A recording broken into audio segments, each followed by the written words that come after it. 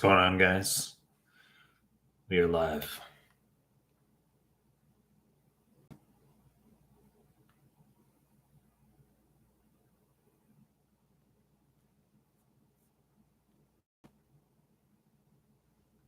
What's happening, guys?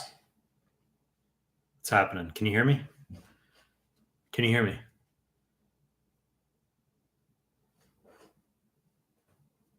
Write something in the chat, guys, if you can hear me.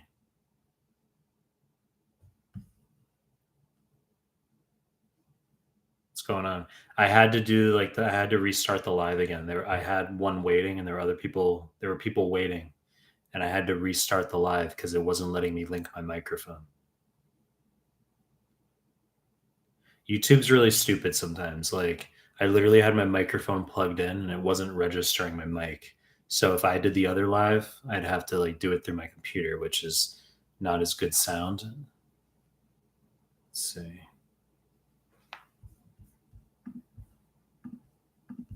I'm just letting Telegram know.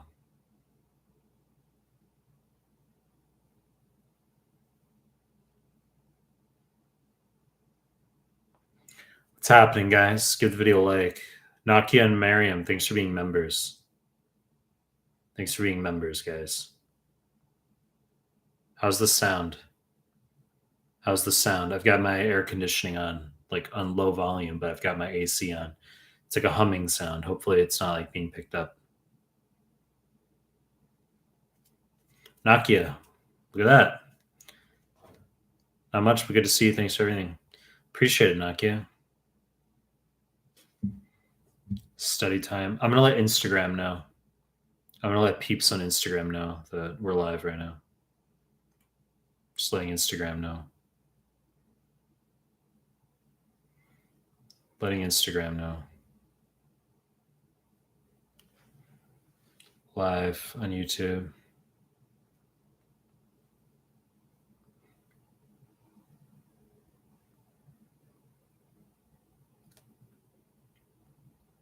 There. Instagram knows.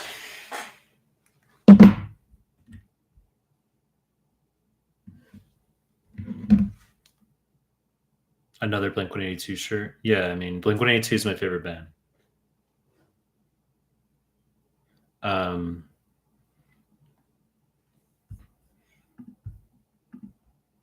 What are you guys up to? Study time, Shiva. Way to improve MCAT cars. That's hilarious. I've got an MCAT question before any USMLE questions in here, right? I've said I stay within my lane. I'm not an MCAT specialist, you know what I'm saying? Let's see. Live. There, just let people know.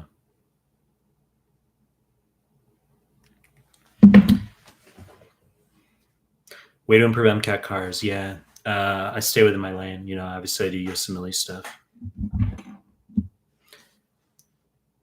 Emil, Ravinder. What's going on, Ravinder? Guys, give the video a like. I'm in a live stream. Ravinder, good to see you. Sabur. Mughal. Mughal, you're not allowed to feed kittens milk. Apparently, they lack lactase or something. Sarwar. Dr. Mike, I messed up on result today. I passed. I'm genuinely grateful to you for your YouTube question. Make it's amazing. No, good. I'm really happy to hear that.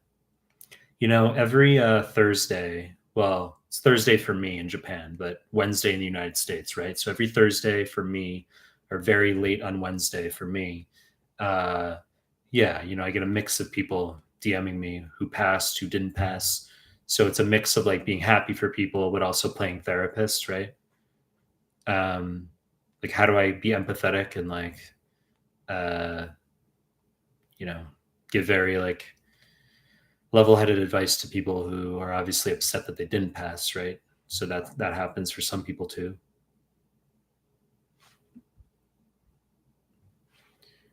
Because when you're in my position, I get loaded with DMs from people, you know what I mean? And occasionally someone DMs me saying I didn't pass, And it's like, well, if I ignore it, I'm an asshole, right? But I have to like say, something. But I don't like saying sorry either. I don't like saying sorry because I don't think people need to be like, sorry for your misfortune, like sorry for your family member who passed away. Like, I mean, I don't think people need to be told sorry necessarily. Govinda, Emil, Stormy. Good to see you, Stormy. Dream IQ 7. Aod, AR, aortic regurg. You are late. I am late. I'm late. I had a lot of teaching I was doing, and I was cracked out, and I had a nap. And I didn't nap long enough either, like very short nap. But I had to get up, and then I had a matcha. James says, guys, please like the stream. I agree with James. All right, I agree with James. Please like the stream. Really appreciate it. Nakia, yeah, you were first. Nakia, you noticed, you notably were not in some of the prior live streams. You're a silver member now, are you, Nakia? I'll double check. I think I noticed that. I think I noticed that you moved up to silver. Lovely Libra, good to see you, and lovely Libra. Thanks for your big super chat in the last live stream. I didn't forget that. What's your favorite Blink-182 song? I mean, I like lots of Blink-182 songs. I like Sum 41 as well.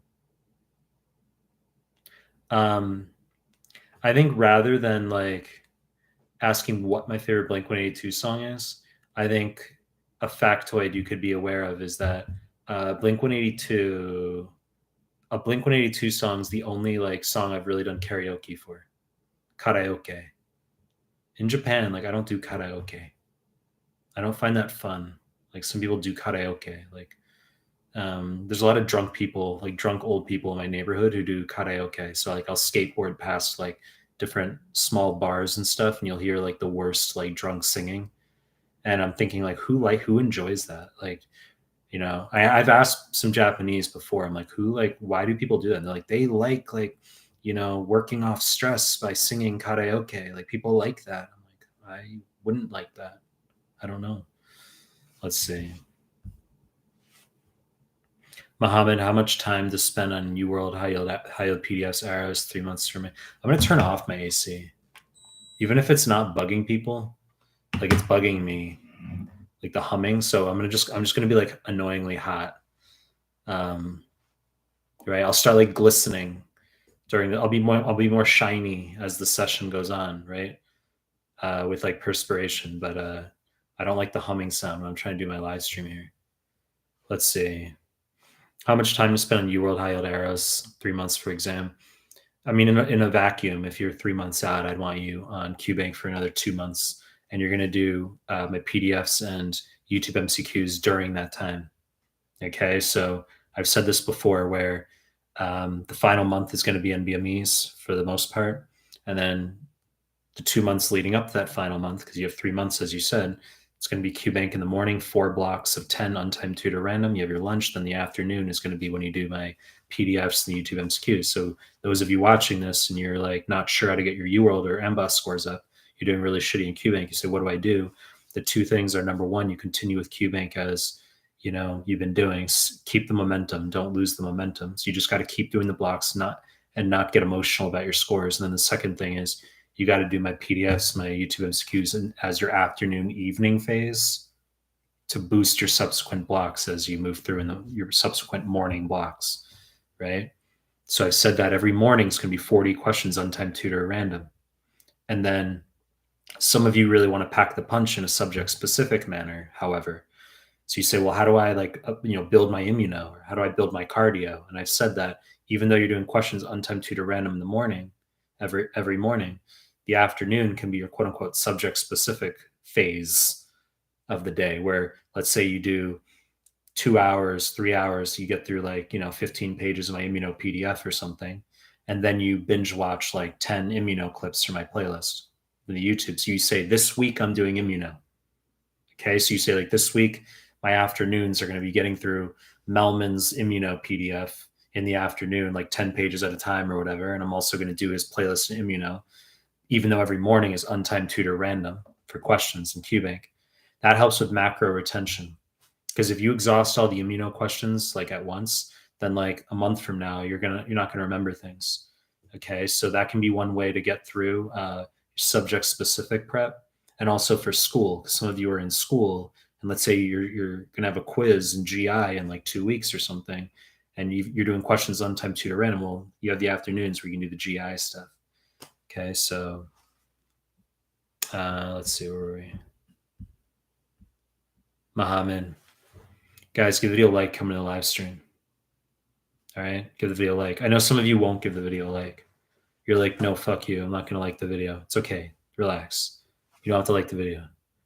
Let's see. Mohammed Ikrama. Hey, Mike, I've cleared my step 1, step 2, but I don't have U.S. clinical experience, but I have 2 publications. I can't afford U.S. clinical experience. Shall I apply this year with just these credentials? Yeah, that's fine. That's fine. I'd say U.S. CE, U.S. clinical experience, overrated. Okay, like it depends on what specialty you want to apply into and which institution, right? So if you want like, plastics at Yale, then you're gonna have to check the box on everything, right? If if you're fighting for something, more in the middle, if you're okay with doing like, IM, and it can be at Rochester or fucking Kentucky or like Nevada, right? Like wherever, it doesn't matter. Like New Mexico, like if you're not entitled, you don't have to be doing fucking dermatology in New York or Massachusetts. You don't have to necessarily have every box ticked. Okay. It's about whom you know more about than rather than if the clinical experience was in the US. It's about whom you know. I've said this. Okay. So it's about ideally having a letter from someone who knows someone else on a committee. And I've also talked about this a lot in my prior live streams, how you have to find out which institution you want to be at, rotate there. That's the most important thing, is because that will be your interview essentially. You make connections while you're at a visiting rotation. You can't be fucking delusional. Can't get like a 240 on your 2CK and think that you're going to rotate visiting rotation at Harvard and that you're going to meet a connection there and get in. You can't be delusional because you still have to pass the scores threshold. Okay, so you still have to get good scores. All right, but it's about rotating where you want to go, ideally getting letters from people at the institution. But if that's not the case, like let's say you're in India, you're in Pakistan, you're in Syria, okay, you're in Brazil, you're somewhere else, and you're doing your rotations abroad. It's about maybe looking up like a surgeon somewhere, a physician somewhere in the US at an institution you might want to go to, looking up that person's schedules online. Sometimes they post that stuff. They say, this doctor is going to be doing speech, he's going to give a presentation at this conference. It's like a dermatology conference in like, in February in New York, in April in, Melbourne, Australia. Okay. Like they go around the world sometimes depending on the physician / surgeon. Okay. And then you go to that place. You say, well, that costs money. I can't do that. Well, I'm telling you what you can do, because a lot of people won't do that. So if you do that, that's how you get in. That's how life stories are written. This isn't a fucking troll. This is how it works. Okay. How many people are going to fly to fucking Brazil to go to, or fly to Australia to go meet a surgeon at a conference or whatever? You say, well, it's low probability. You fucking do it. You meet the surgeon there, the physician there. You introduce yourself, and then you just say like, I'm really interested in whatever. And they're like, okay. And you're like, do you have a card, or do you have like, and you find out like who this person knows. Do you see him or her talking to someone else at that conference? You research beforehand, like he or she went to school or went to residency with so-and-so. Okay. You make these connections, and then you get in with that friend. So you get in with that connection, you get a letter from that person, and then that's your letter in at that institution. That's how it works. Let's see.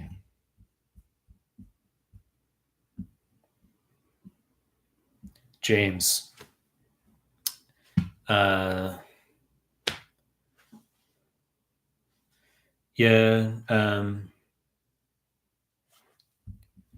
You're asking about prolactin secretion. Why don't you just fucking look it up on ChatGPT, right? It's not hard. You type into ChatGPT, prolactin, acidophil or basophil. It'll say ChatGPT is secreted by basophils.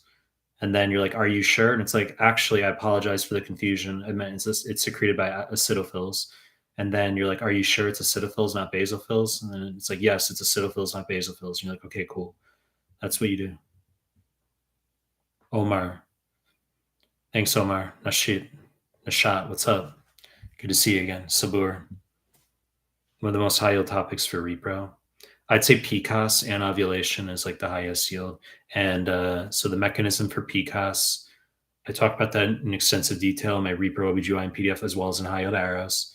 And I'd say also primary dysmenorrhea versus endometriosis for 2CK in particular. Okay, primary dysmenorrhea is just normal period pain. But you got to know it's prostaglandin secretion and you have a normal physical exam. Okay, endometriosis. So if you get a 23-year-old girl, period so bad, OMG, she has to miss grad school class, and you're like, endometriosis, oh my God. It's not endometriosis because they tell you the physical exam is normal. And then the answer is just prostaglandin secretion, PGF2 alpha secretion, give NSAID.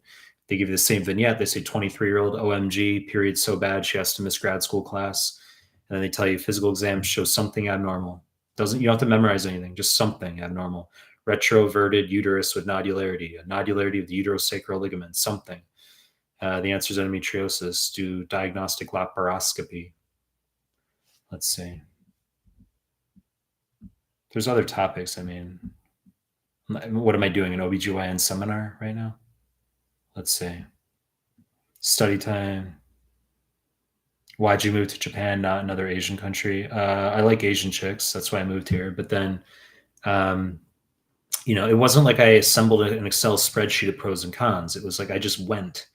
It's like one of you guys, if you want to go to Europe or something, it's like you decide to move to like Sweden and you're having a good time in Sweden. It's like it doesn't mean that Switzerland was like a place you didn't prefer. Like you could have been open to Switzerland. You could have been open to the UK. You could have been open to France. That's kind of what it is, but you chose Sweden because you're like, well, I visited here and I liked it. And, that's what it is. So, I mean, I thought about moving to Korea. I thought about China. There's pros and cons of every country. Let's see. Thanks, Jinty. Christian. No, I just said U.S. clinical experience, not mandatory for IM matching. Guys, if you're coming to the live stream, give the video a like. Moogle. Got it. Swin 7. I'm currently doing your PDFs for CK, renal. I see that there are step 1 concepts. Are these still relevant for the new step 2 exam? Other PDFs recommend? Yeah, I mean, it's a perennial question I get as far as like you guys studying for step 1 versus step 2, and you don't want any material whatsoever that's from the other step because you have limited capacity to deal with information, right? There's overlap between the exams, believe it or not. Believe it or not, medicine is cumulative. Believe it or not. So you might not have to memorize some molecular nonsense detail for step 2. You can overlook it, or some embryological detail, but you still have to know all the medicine. For step 1, I mean, is it that dramatic if you encounter a factoid in my PDF that's about like indications for statins or something? Like, is it that dramatic to spend like 2 minutes looking at it? You don't have to obsess over it, but I mean, is it that dramatic? Okay. If something seems overly clinical, you can pass over it. But in my newer PDF, in the updated ones, like gastro in particular, like I have tables that say in the title 2CK only. I literally do. So you can disregard those certain things if you want, if you're studying for step 1. Mohammed, your favorite anime? JoJo anime. Jotaro Kujo. Luftarg XO. Hey doc, I'm a little less than 3 weeks out. I scored approximately 60% and made me 20. It's a fail. Should I try to push and do 1 to 31 before my exam? 1 to 31 in 3 weeks? Or should I only do 20 to 31 in content review? My first question is, can you postpone? Because you're not passing right now and I don't want you sitting in 3 weeks. That's the first point. So the student says, yes, I can postpone. And then I'd say, okay, you're going to go back to UWorld Incorrects, or you're going to do AMBOSS until the end of August. And then you're going to spend all of September doing NBMEs 20 through 24, free 120, 25 through 31. And you're going to sit into September. Now, a student says, well, I can't postpone. Okay, so you can't postpone. So your exam's in 3 weeks. Your school's going to kick you out if you don't sit in 3 weeks. But we've taken a fail on the NBME. The answer is we have to go through the NBMEs now. Now you're borderline. 60% is not a pass, but it's not egregious. So we could hustle you through, go nuclear, and we're going to get you through the NBMEs in the next 3 weeks. And you're going to YOLO, and you're going to sit, and hopefully you get like a 68% on the real deal, which will be a pass or something. Okay. If I have a student who's nowhere near passing, if I have a student who's getting 45% on the NBME, you take NBME 20, you get a 45%. I would tell you, we're not even wasting the NBMEs in the final 3 weeks. I'd be like, you're not going to pass. And then, I'm just like, you're going to get a doctor's note or something. We can go that route if we have to. But it's like, there's a difference between like delusion and like, there's zero reason to sit an exam that we know you're not going to pass. If you're going to, you're not going to go in there getting 45% in the NBME and just pass the real deal magically. It doesn't work like that. Okay, you're going to YOLO, and then you're going to fail, and then it's going to be worse having to fail, and your school kicks you out anyway. You get a doctor's note, you might get another 3 weeks out of it. Okay, so with the 60%, I would push through the NBMEs if you can't move your exam. If you can move your exam, I would move it to the end of October. Sorry, the end of September, where you do QBank till the end of August, and then NBMEs through September. Abhin. How should I approach USMLE prep if I have to take both back to back after the rotation year? UWorld for step 2 will be finished, but not UWorld for step 1 yet. You're asking if you have to take both back to back? We'll always do step 1 before step 2. That's for sure. Because if you do step 1 before step 2, you're 100% chance going to get a higher score in 2CK, which is what matters the most. You getting a high score in 2CK. So it's going to be 3 months to prepare for step 1, 4 months to prepare for 2CK, 2 months to prepare for step 3. So you could be done with the entire sequence in 9 months. Okay. That means if you knock some chick up, then by the time she's about to deliver, you are done with the USMLE sequence. Let me make jokes that are going to trigger some people. Like, relax, okay? We're all having a good time here. We're all joking. We're all friends. We're all like, people get real fucking triggered too early in 2023. Chill. Let's see. Matthew Thomas. Hello, Mike. How do you pick a date for the step 1? Is it okay to do NBME after finishing 75% of UWorld? The answer is no. I want you finishing 100% of UWorld before you touch an NBME exam. So the way you're going to pick a date is you're going to figure out when you can finish all of UWorld, and ideally my PDFs and my YouTube MCQs, and then you're going to sit NBME 20 after that. And I want to see a decent enough score. 197 equivalent is passed. We want to be looking at mid 60s on the NBMEs upward. 66 upward is what we want. Okay, and so it should be. But in a vacuum, you should essentially arrange to have your test about a month after you finish UWorld in its entirety. That's in a vacuum. The bigger picture asks which lab values should be on our fingertips to save exam time. I mean, obviously sodium, potassium, pH bicarb for aldosterone questions, potassium phosphate for PTH vitamin D questions, TSH for 2CK, hematocrit, hemoglobin, right? Platelets, white blood cells with the shifts. 2CK, like empyema, transitate, exudate stuff, light criteria. SEMA. Best way to study and retain info. I feel lost whenever I read or forget. I've said just read and don't worry about forgetting things. That's normal. You don't have to make Anki. You don't have to make annotations from QBank. Just read. Hey, Mike and I am an IMG applying for a comp. Specialty ortho. Currently working as an ortho PhD in the US, which limits my step 2 prep. I will take step 2 in 6 months. My baseline and BME is 68%. For CK, should I again read all your PDFs or only specific PDFs? Read all of them. You don't have to read biochem or neuroanatomy. You can skip over some of the diagrams, like the lettered diagrams, but I want you to look at the vignettes, like the cases that I have, bullet points that I have. Still go through neuroanatomy. I want you to look at immuno for the immunodeficiency charts. I have tables on immunodeficiencies. You need to know those for 2CK pediatrics at a step 1 level. We talked about this in prior live streams. Okay, people say, what do I need to know? What step one info should I know for 2CK? The immunodeficiencies are most important. They'll ask you step one level questions on the 2CK. Okay, you'll get like patient on 2CK where the IgM is really high, it's hyper IgM syndrome, and then the answer on the 2CK exam will be like deficiency of CD40 ligand. Okay, so I would know that part from immuno, but you got to go through the PDFs. Yes. 68% NBME, you're already barely passing 6 months out. It's good, right? You can't hear the humming of the AC. It's good. Yeah, I turned it off. I'm assuming, though, that your comment was from ages back. Yes. Let's see. Syed Ahmed, good to see you again. Assam, hey Mike, I did free 120 for CK. The newest one got 76%. Good. Your exams in a month. Target 260. Okay, not so good.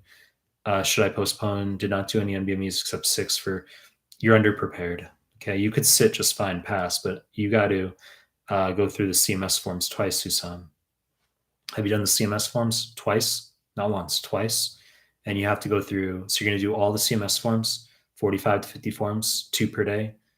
They're 50 question forms. They're going to take you 3 to 3.5 weeks. You're going to do NBME 6 through 8. It's going to take you 6 days. Then you're going to do a double pass of all the CMS forms. Then you're going to do free 120. Then you're going to do 9 through 14. That's what you're going to do. Manoj, where do you live? I live in Japan. Ne Rosa Mystica. What does the first pass UWorld and second pass mean exactly? First pass means going through a QBank for the first time. Second pass means going through it for a second time. Study time, I know scores don't matter, but I'm literally getting 20 to 30%, man. I don't know. Hits a bit on my motivation.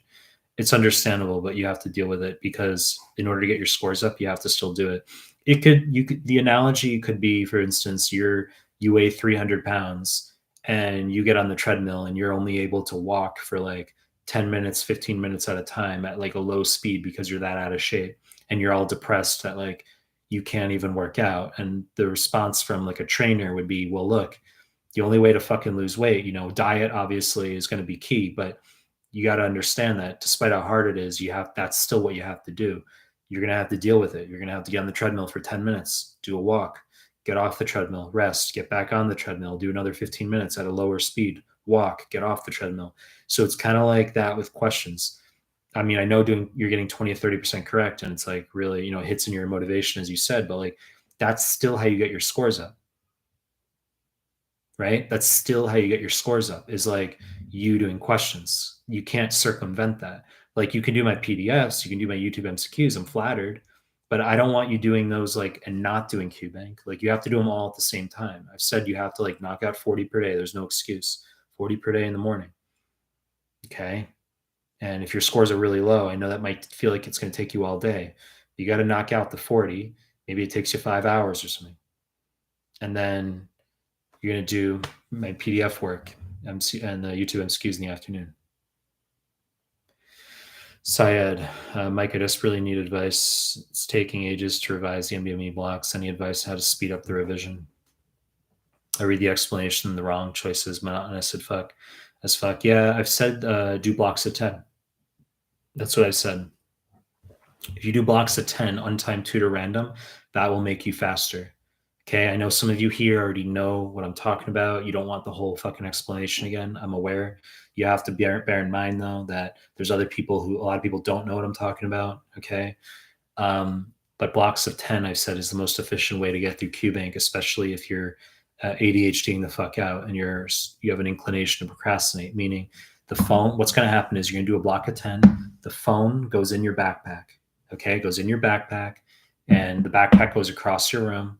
Or if you're at a cafe, it goes across the table. You're in the library, it goes under your chair, okay, in the cubicle. And you're going to do nothing but that block of 10. No drink, no food. Okay, so you have a coffee, you're at Starbucks, there's a venti. It literally goes behind your fucking computer. You're not allowed to touch it. I'm not joking right now. Okay, so you're going to do nothing but the block of 10. So you're 4 questions into the block of 10. And you reflexively in 2023 go to grab your phone, right? Check your messages. You're like, fuck, where's my phone? Oh shit, it's in my backpack. You're like, I can't touch my backpack though, but you want to check your phone. but you can't. So you're motivated, you're incentivized to get through the questions so you can check your phone. It sounds like we're in kindergarten, but this isn't a joke. This is like what we have to do. So you continue through the block of 10, you do the question, you read the explanations, do the question, you read the explanations. You'll knock out the block of 10. Then yes, go grab your phone. I want you to take your phone, go check your messages or whatever, grab some of your coffee, drink it, use the bathroom real quick, watch a YouTube clip that's not medical related. So you take like an 8-minute break, not 10 minutes, 8 minutes. Okay. You don't want to get too lazy on it. So 8 minutes tops. So you check your messages, all that. Then the phone's going to go back in the bag and you repeat. And what you're going to notice is you'll have knocked out like 30 questions. You'll be like, wow, it's only been like 2 hours and I've already finished 30 questions and the explanations. And like, that's how you're going to be very fucking efficient getting through questions. Okay. So I know this because I developed that tactic myself going through UWorld for TCK a decade ago because it was so fucking boring. And I was trying to do it over the summer in Australia, 80 questions per day. And the only way I could get through it is knocking out blocks of 10. I was like, I'm going to have to do blocks of 10 because I can't sit here and do this. It's so boring. So I would do a block of 10. I would like literally walk around the library, take a break, look at the vending machines or something. And then just like go back, do another block of 10. That was the only way I could get through it because sitting there with a block of 40 was like insanity. Okay. Let's see. Same best approach to genetics. My high yield genetics PDF is fucking ace. It's ace. High yield genetics PDF on the free stuff tab. Shoddy. IMG here. I'm an above average student, strong foundation. All my grades are A+. How do you that's not above average, that's strong. How do you recommend I start studying for step 1 from rich resource to begin? The answer is QBank. I'd want to know how far out you are from your exam, but you're going to be doing QBank. You got to do UWorld or Amboss. You can pick either one, doesn't matter. They're non-superior to each other. Pick either one and you're going to start going through it. And at the same time, you're going to start going through my free high yield PDFs. So you're going to go to my website, Mehlmanmedical.com. You're going to go to the free stuff tab and you're going to start going through those PDFs, those free PDFs, cardio, pulm, renal, gastro, hematology, dermatology, immunology, neuroanatomy, okay, arrows, high yield risk factors, high yield reviews 1, 2, 3, 4. Okay, you're going to start going through all those PDFs and you're going to do my YouTube MCQ playlist. That's what you're going to do. Syed, Shadi. You're saying you don't want to solve questions right at the beginning. I prefer to study all the material first. I know what you prefer, but it's not about what you prefer. It's about what's ideal. Okay, so I'm going to give you another. It's like these gym analogies are easy. It's similar to like someone who wants to lose weight and they say, before I hit the treadmill, I want to like read about weight loss and diet first. I want to change my diet first, work on diet for like 3 weeks to a month first, not hit the treadmill, maybe do the elliptical a little bit. I want to read about like nutrition. It's like, or just from day fucking 1, use the treadmill. Okay. Cause you got to get through the resources. So I know you want to like pre-read. I'm saying you don't have to pre-read. You don't have to pre-read. Okay. And by the way, that I'm giving you the fact that I'm not telling you to pre-read with my PDFs tells you I'm not full of shit. Right? Because I could say, yes, good idea. Sit with my PDFs, my amazing PDFs for like 3 weeks, a month. Do nothing but Mehlman PDFs because they're so amazing. Pre-read with all the PDFs, learn all the information, then start cubing. I could tell you that, right? I could tell you that, but I'm not because it's not about me. It's about what's actually gonna like get your like. Well, my PDFs will get your scores up. It's about what's gonna get you through the exam in the most efficient way possible. That's what it is. Because I know that you can do them concurrently. You don't have to do them sequentially. You can do them concurrently. And I've said do QBank in the morning and then just do your readings in the afternoon. Shoddy, just like literally do a QBank, four blocks of 10 untimed tutor random in the morning. You're like, well, I'm getting everything wrong because I don't know anything. That's fine. Get questions wrong. Get like a 30 out of 100. A 3 out of 10. Okay. Or, or, 12 out of 40. Like, so get questions wrong. And then I want you to do your reading in the afternoon. Okay. So do your reading in the afternoon for like cardio, for my PDF, my YouTube MCQs. Let's see.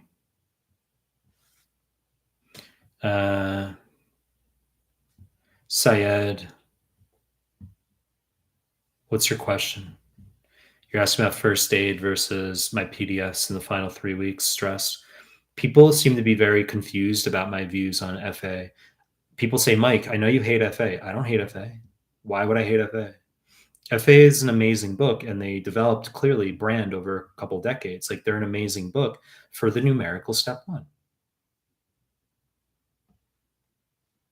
We have a pass fail step one. It's nothing against first aid.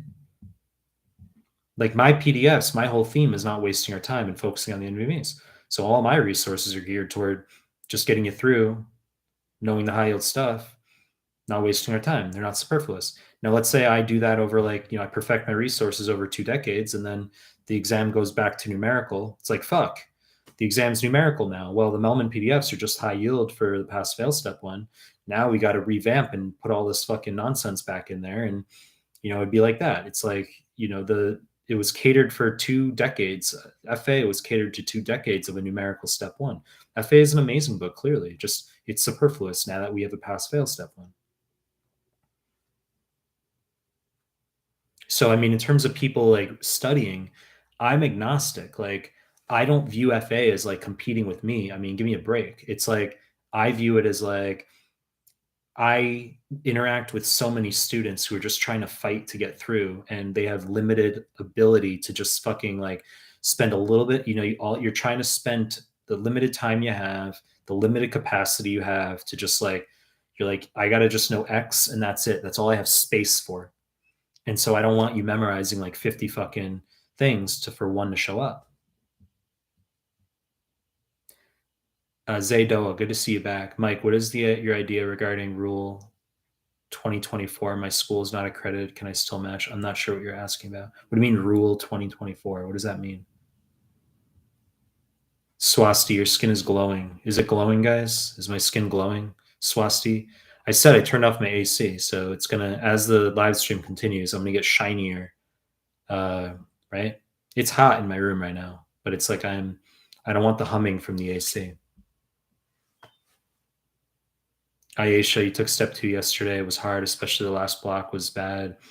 You say, I wonder if they changed the pool. Questions looked like NBMEs, no doubt about that, but content seem harder. No, it's all in your head. It's the same. It's just stress. Nero, best advice for step 3 prep, just scored average on step 2. What you're going to do is do the 1900 questions in UWorld for step 3. And first I want to know if you sat OET. You got to pass OET first. Get that out of the way. Do like 1 week OET bullshit English test or whatever.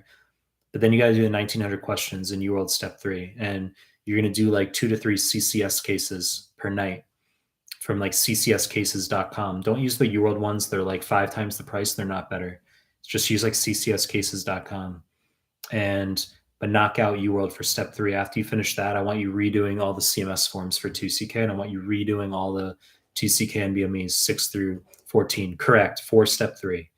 Then you're going to do the NBME, the single NBME for step 3, and you'll sit your first day of the exam. You'll have 4 days before your second day of the exam where you do just CCS cases. Then you sit. It should take you about 2 months. It's a longer discussion I could do on that. Raj, what's going on? George, good to see you again. What's up, Mike? Past step 1 today. Great news, George. Govinda, good to see you. I've been going through your YouTube clips and PDF. It is my first time in the live stream. Feels great. It's good, Govinda. Good to see you here. T. Mahender, can you speak Japanese well? Well, it's all relative. Compared to a Japanese native, no, I do not speak well. Compared to like people who don't speak Japanese, yes, I speak well. I don't need to go on a life story about my own Japanese. It's not why people are here. I mean, I can have cafe conversations without a problem. I've talked about these things in live streams before. But I could do like a 30-minute talk about me and like my Japanese and thoughts on Japanese. I could do that, but I know you guys are here for the medical stuff, right? So I'm going to try to keep the value focused on you guys and not like just talking about me and having therapy where I feel great talking about my own Japanese. That'd be nice, right? Let's see, Reham with a rose. Hey, Mike, why does normal diarrhea have high pH, but lactose intolerance has low pH? Well, Like low stool pH and hydrogen breath tests can be used to diagnose lactose intolerance. I assume it's probably due to fermentation into acidic end products. It's like the lactulose thing, right? Like for hyperammonemia and alcoholics, right? Lactulose can't be absorbed, so it's fermented into acidic end products, and it traps ammonia as ammonium, and you excrete it. So it'd be a similar concept. It's like you have uh, a carbohydrate that can't be digested, so or can't be absorbed. So you're going to have increased anaerobic glycolysis, probably performed by intraluminal normal flora that would increase lactic acid production. I could be making shit up, but I'm improvising, right? But that's probably why it's associated with low stool pH. I thought you were going to ask about like laxative abuse, because laxative abuse is obviously on the USMLE, and you need to know it's a down arrow for potassium, for serum potassium, up arrow serum chloride, down arrow bicarb, down arrow pH. It's normal anion gut. Some students say, oh, but like FA or AMBOS or whatever says it could be alkalosis sometimes. It's fucking wrong. Okay. So laxative abuse is going to be a normal anion gut metabolic acidosis, not part of mud If you're losing GI contents from the level of the duodenum down, then you're going to have a metabolic acidosis. If you're losing GI contents from the stomach up, you're going to have a metabolic alkalosis. Okay. How do I know this? Well, it's also because 2CK surgery question. They have like someone who has a drain. They're like so-and-so had a Billroth 2 cystojejunectomy and has a drain in like, in their small bowel, and they have a bicarb of 20, and they're asking like why the bicarb was low, and the answer was loss of GI bicarb. Because if you have a drain in the small bowel, you're draining out the pancreatic bicarb secretion. So any loss of GI contents from the small bowel lower is going to be metabolic acidosis and USMLE. But from the stomach upward, it's going to be, not only are you losing acid in the stomach, but the effective RAS. Okay, so the effective RAS will kick out protons. But I guess when you're losing volume from the lower GI tract, the effective RAS doesn't compensate, and it's still just straight up loss of bicarb, which is why you get the acidosis. That's right, David Dagan. You retract your fucking message. That's right. Retract that message. Probably not even still in the live stream anymore. You probably really like asked a question, realized you weren't going to stay, and then you like retracted it and absconded. See, Robert Constantine. Hey, Mike, would you recommend doing I don't know. What are you writing, right? 4 and 5 hammer questions on AMBOSS.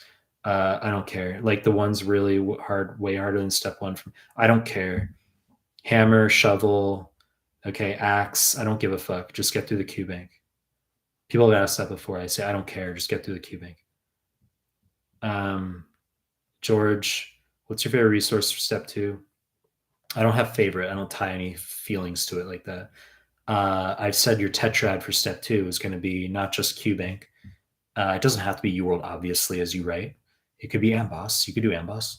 So UWorld or AMBOSS, non-superior to each other. Pick one. And then you're going to do my PDFs. You're going to do my YouTube MCQ playlists. And then you're going to do the CMS forms twice. And then maybe 6 through 8, then 120, then 9 through 14. I said that. David Daygame. Greetings, read ChatGPT. Yeah. You said this already. You said, be careful. The free version of ChatGPT will give wrong facts. Paid version is better to avoid factual hallucination. No, I know you said that. I mean, you can push like, are you sure? Are you sure? Are you sure? You literally say that to ChatGPT, the free version, and it will eventually come out with like, yes, I'm sure. And you can just go with that. I think it's still superior to a Google search in many regards. Crypto trading with Will. I haven't paid for the subscription to ChatGPT though. I haven't paid for that, like the 20 a month. I haven't done that. I'm sort of like waiting for their upgraded version eventually. It's like waiting for the new iPhone. Like, some of us will get a new iPhone in like, November this year, whenever the new one comes out, right? October, November. We're waiting on the 15, right? It's kind of like that. It's like, I'm just waiting. Maybe next year they'll come out with like ChatGPT 5 or something. Like maybe at that point I'll buy into it. I don't use it enough. Like I don't use it for what I do. Okay. I just recommend it to students to help them with the NBME exams. Okay, like if you get a question, you don't know why it's B, you know the answer is B, you don't know why, ask ChatGPT why it's B. That could help you. Crypto Train with Will, Adil, study time. What would matter more between these two? 4 letters of recommendation, year of graduation 2 years ago versus no letter of recommendation with year of graduation 1 year ago for IM, considering everything else. Well, you need to have letters of recommendation. I think that's objective. That's not subjective. That's objective. Like you have to have letters. So I would go with letters. You're asking essentially your question is it worth it? Should I delay and take another year to get experience and get letters, or just apply now without the letters? That's what you're asking me. Um, I mean, if you literally have 0 letters, there are places that are not going to look at you. Like it's an objective requirement. That's what it is. I think a more pertinent question would be like, you're having US clinical experience versus not. And I would say like, no, you don't need it. Just apply now. You don't have to like spend an extra year getting US clinical experience. Like that could be, I think, a more pertinent question. What's your zodiac sign? I'm Aquarius. Braden Jackson, hey Mike, were you worried about your tutoring business when they switched to pass fail for step 1? The answer is no, because what actually happened is they made the exam harder to pass. There's a couple points. I mean, they made the exam harder to pass, and I'd say 80% of my students are just praying to pass. Like people who are getting 260, like occasionally I get a strong student, but like most of the students I have are just fighting to pass. Okay, like I take the hard cases. I've said that I'm the equivalent of like the surgeon who's taking on like a quintuplet bypass with like a pneumonectomy or something. Like I take on the hard cases. That's what I do. Occasionally I get students who are like getting 240s, 250s on their NBMEs, and it's like, well, I review with them, like I know what to do, but like they are already going to do very well. And it tends to be the people who um, the people who seek out the tutoring services are those who are really fighting to pass. And, you know, I happen to be an expert at getting people to pass. But the caveat is like, you can't have delusion at the same time. Like, it can't be, I'm trying to get up 20 points in like 2 weeks. There's only so much you can do. I've already said, like, if you got stage 4 lung cancer and you're a smoker for 50 years and you need a valve replacement or something, and you go to Cleveland Clinic and you go to the best fucking heart surgeon there, your chance of morbidity and mortality post-op is still like high, right? So I mean, like, you have to operate within like you can't have delusion either. Essentially the cases where like I get a student who's like borderline, a student who's like below pass and they're really fighting hard and they've got like a month to 2 months. Those are the ones that are like, those are the stronger, those are the ones I can really push above, like with confidence. But if you're trying to get up 30 fucking points in like 3 weeks and you're like, Mike, you're the magic. It's like, well, there's only so much I can fucking do. You know what I'm saying? But my point regarding your original question is, even though it went to pass fail, and you might think, oh, that might hurt tutoring. It's the opposite, because they made it harder to pass. It went from a 194 to a 197 internal. So step 1's actually harder to pass now. Hey, Mike, great live stream as usual. Thanks, D-Roy. Ankita, is memorizing changes in heart after MI important? Not really. Like, I mean, a little bit. Like, it shows up. Like, you should know that you have no histologic changes in the first 12 hours. Like, that's an answer on one of the MMEs. Like, they'll say someone had an MI 12 hours ago, and what's most likely to be seen on, they die from an MI, what's most likely to be seen on autopsy? And the answer is like, no histologic changes seen. Okay. Or no, I think it was like 30 minutes ago. That's what it was. They died like 30 minutes ago. It's only after 12 hours. They're not going to make it borderline. It's only after 12 hours you start to get some changes. It's the ECG changes you see right away, right? The ST segment elevations. But then you're going to get, in the first few days following an MI, you're going to have dark mottling, a dark infarct. And then it's going to become light and tan, yellow tan, by day 7, and then it will become white and fibrotic as time progresses. And you have scar tissue. That's on the new NBMEs. It's on like NBME 31 or something. And people post this question a lot to the Telegram group, and I talk about it in my cardio PDF, where they have an image of a 2D section of the heart. You see a bunch of white areas, and the answer is they ask like the cause of death, and like septal rupture is wrong answer. Free wall rupture is wrong answer. It's it's congestive heart failure causing repeated infarcts. Choice A. That's the answer. Let's see. Syed Ahmed, good to see you, man. Kept a reminder to have my phone to tune in so that I don't forget. Thanks, Mike, for everything. Carol Martha, hey, Mike. USMLE CK results are out. Everyone on there scoring 260. Man, everyone can become a dermatologist. No, that's not true. I was of the opinion 250 is a great score. Well, there's great inflation, but score inflation over time. You guys don't know, okay? You guys don't realize that like the average back like 20 years ago was like 20 points lower. Okay, like it literally goes up like a point a year, basically, more than that. It doesn't need to be a dumb / trivial talking point. Okay, I've mentioned this before because like people ask me about my scores, right? Because I'm clearly a tutor. It's what I do. So people say, "What did you get, Michael?" And like I have my stuff on my website. Like it's right there. My credentials are on the website. But I mean, I had like 262, 260 on step 1, step 2, and back 11 years ago, that would probably be like getting a 270 to 270 today, because the averages have gone up like 10 points. As I said, it's like a dumb / trivial talking point, but like, I wouldn't have imagine getting like a 270 on step 2 today. Okay. And you're like celebrating. And then in 10 years time, that would be viewed as like, okay, or decent, as opposed to like great. Okay. That's kind of what's happened. So you're remarking that you thought 250 was good and everyone's getting 260s. That's correct. So scores are going up where people get high scores, and you're like, I remember when scores like that used to be like rare. Correct. Miriam, I'm like, do I need to read all the NBME explanations? No, or only the wrong ones. I just want you, it's understanding the questions really well for the NBMEs that matter. You can look at the explanations, but they're mediocre. It's a long discussion. Okay, I've talked about this before.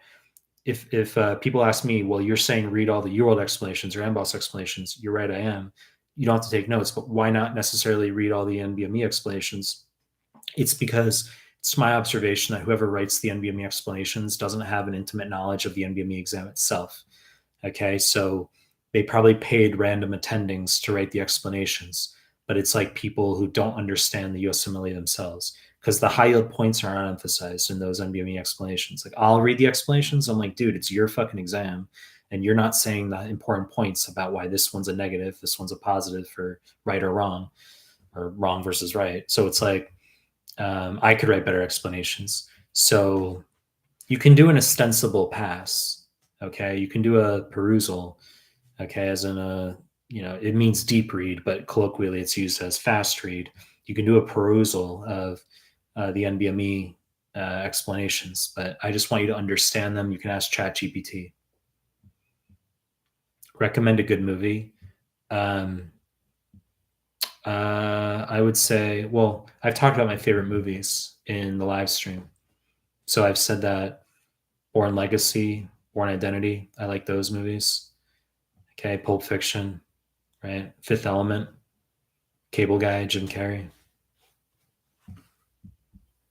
On YouTube now, I'm watching BMX.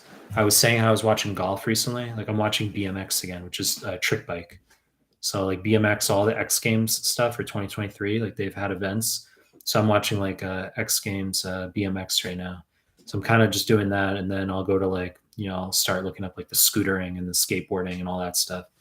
But right now, BMX. Ryan Williams is a really good. He's I don't know if any of you guys know Ryan Williams, but he's an Aussie. Like he does BMX, he does skateboarding, does scooter, he does all that stuff. He's got a YouTube channel, but he's really, really good with X Games stuff. But he's a good channel to follow. He's a good bloke because he does a lot of like charity stuff, a lot of donations, a lot of like work with kids.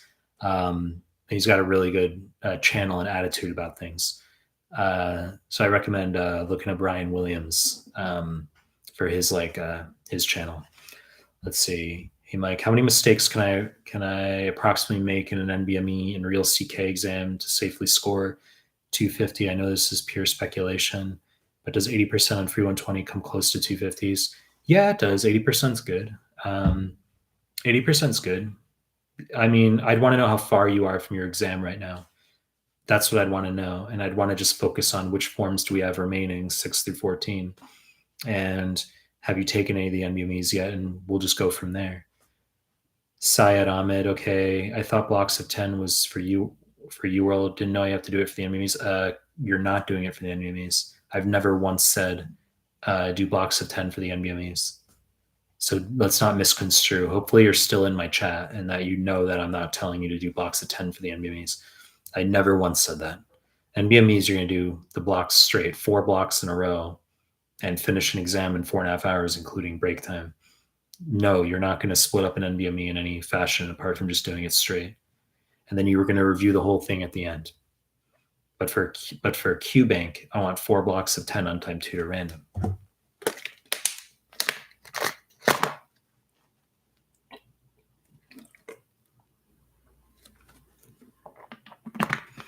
FMW 11. Hey, Dr. Mehlman. Just swinging to say hi. Dream IQ 7. But that's really hard to discipline yourself. Moogle. I remember Doc Mike saying something that meant putting emotions aside while studying, and I legit scored highest in pharmacology my last module exam, keeping that mindset. Ola Kim, so you mean doing blocks 10 in tutor mode, right? Yes, I've said untimed tutor random mode. This is Rodri. Hey, Dr. Mehlman, do you recommend doing step 2 NBMEs for the topics that I am not strong? Well, I've said when you say step 2 NBMEs, I think you're talking about the clinical mastery series, the subject specific forms.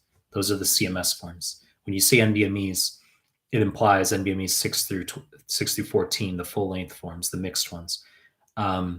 You're not going to do the CMS forms until you've already done QBank. Okay, if you're post-grad, you're going to do all of QBank first, 2 months of UWorld or AMBOSS, 4,000-ish questions. Then you're going to do the CMS forms over 3 to 3.5 weeks. Okay, so you're going to do all 45 to 50 forms. Then you're going to do 6 through 8, double pass all the CMS forms, free 120, 9 through 14. If you're on rotations, you're going to do all the QBank questions in that topic first. Then you're going to, while you're doing my PDFs and my YouTube MCQs, but you're going to end doing 2 passes of the CMS forms prior to the shelf to get max score on the shelf. In other words, if you're telling me that you feel weak in, let's say, obs-gyn, and you're asking, should I just randomly do the CMS forms for obs-gyn because I feel weak? The answer is yes, I want you to do them, but not before QBank. Like you should be doing QBank before you do the CMS forms. Things are sequential. Same way for step 1. You're not doing NBMEs before UWorld. You're not doing like NBMEs throughout UWorld. It's sequential. You finish QBank, then you do the NBMEs, okay, ideally. But it's the same for 2CK. Like you do QBank first, then you do the CMS, then you're doing the NBME exams. Light 3 candles. What I have you do actually for 2CK is the CMS, the offline NBMEs, the CMS again, then the online NBMEs. Let's see. Light 3 candles. Hey, Dr. Mike. Once I finish step 1, I have 5 months before starting clinicals. With that amount of time, would you recommend doing all clinical master series forms twice before? That's really annoying. I'd be getting through like QBank for 2CK. You could literally sit 2CK before clinicals. You literally could. You could literally finish step 2 before you go to clinicals. The only issue is that if you can deal with the weight of 2CK over your shoulder while you're in clinicals, you can continue studying over the first year of clinicals and ultimately score higher. You could literally, though, if like step 2 were a pass-fail exam, you could literally get step 2 done, get a decent score prior to the start of clinicals. But obviously your 2CK score matters the most, so you're just gonna have to knock out QBank during the, like, you could literally do like all of UWorld, all of AMBOSS. You could literally just be knocking out fucking. I think it's annoying that you have 5 months before starting clinicals. I don't like that. But I mean, what are you going to do? You're in like an unusual situation because you got to like study while you have these 5 months, but then like have too much time on your hands where you're just going to have to continue doing study throughout the first year of clinicals and then just sit 2CK later. But you'll get a high score by then. Potato, what's the difference between IM, hospital route versus FM, hospitalist route? Better do IM or FM? Depends on what you like. I mean, if you like hospital, IM. If you don't like hospital, FM. Like I said, I didn't like hospital stuff, so I would have done FM. Okay, but just people have different preferences, right? Some of you guys really want to be in hospital. I took an internal medicine. I had a second internal medicine rotation when I was in fourth year med. And there were like 4 weeks that I had on cardiology. I chose cardiology because I was like, I chose cardiology and I chose endocrine. And the 4 weeks I was on cardiology in hospital, internal medicine, were like four of the most boring weeks I had of my whole like med school clinical career. It was so boring, the 4 weeks. It's all about like, who's on your team, like who. It's not about me being entertained, but I just remember like I would follow like one of the junior doctors around and we'd see patients, and it was like there was so much like chart reading and it was just so boring. And like that's also how I learned, like I was like I don't like hospital work either. So I was like, what I observed what the doctor was doing. I was like, he's literally just going around patient to patient in a hospital, reading charts all the time. Like just, you see the patient, it's like, okay, you see the patient. But it was like so much like boring hospital work. And I was like, I would never want like to do this. FM was really good. I liked I loved outpatient. I loved outpatient clinical stuff. It was really fun, but it was also, the FM doc I was under in rural Australia was like a hilarious fucking dude. And he made it really fun. It could have been a really boring fucking doctor and I wouldn't have liked it. Let's see. Mike, I did all your PDFs and I was just wondering, I know you guys are here for me to answer med questions, but I'll just comment real quick that, like when people do their FM rotations, sometimes people get assigned at like a hospital, like right near where they live in the city. It's like a 5-minute walk away or something. And they're all excited. It's like they don't have to commute. And then other people like get into the lottery. They get a shitty lottery pick at their school, or they go into the lottery late. They didn't realize they had to get in at like 8 a.m. or something, and there's no slots left. And then they have to go to some fucking rural hospital somewhere and they're pissed off because it's like a 2-hour commute. That's what fucking happened with me on my FM rotation originally. I was like one of the last people to choose the slot because I didn't get in early. Like everyone fucking woke up at like 6 a.m., like 5:30 a.m. to like do it. And I was like, I'm not fucking waking up. And then I like got to it late and I had to go to some fucking rural hospital, and I was pissed off originally. Like I was pissed off, and then it turned out to be fucking amazing. And then people who were like in the main city, people who got like their first pick, who were like 5 minutes from where they fucking live, they didn't have to commute at all. It's fucking great, right? Well, they were saying how boring their rotation was. They were like, we see the same things all the time. It's just fat white people with like prediabetes. That's like all we see. Just fat white people with diabetes, people who smoke. Like that's it. And then I was off like, in the rural, and we were doing like excising out skin cancers, right? A lot of IV drug use, hepatitis C, fungal infections. Like we were seeing like a lot of cool stuff out there. Let's see.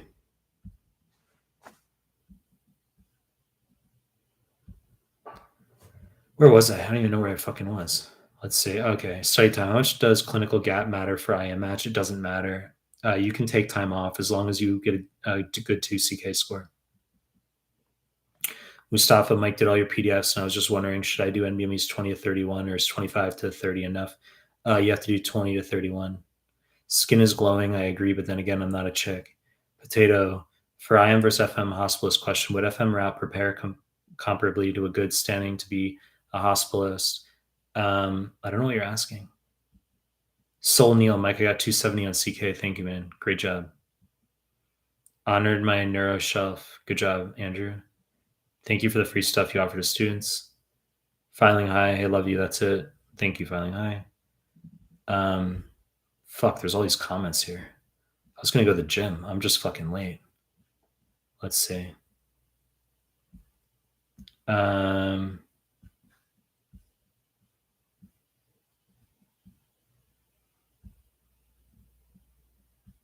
Answer still ties. I'm not still. What?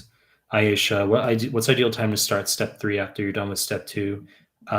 2 months after step 2. You just want to get it out of the way and do it in 3 months. I've said you're going to finish step 2. You're going to get OET out of the way over a course of a week. You're going to start doing the UWorld for step 3, 1900 questions over a month.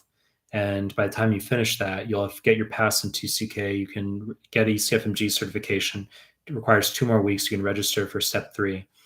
You're going to do CCS cases every night, 2-3 cases every night while you're going through UWorld for step 3, the 1900 questions. Then you're going to do all this after you finish UWorld. You're going to do all the CMS forms for step 3, the same way you did for 2CK, and all the step 2 NBMEs as well. Nashad, on your opinion, according to your knowledge, why do some people get diarrhea or some kind of GI irritations while using AC fan? Never heard of that in my entire life. Legionella is like classically AC. Oh, Legionella. Well, Legionella pneumonia can cause diarrhea. That's why. Right? You're asking about diarrhea and AC. It would be Legionella atypical pneumonia. You get hyponatremia diarrhea. It could be someone who has Legionella from AC. But they presumably also have a lung infection. Let's say Toby did today NBME 16 for step 1 just for fun. Got only 28 mistakes total. Is it because NBME 16 is easy? It's not easy.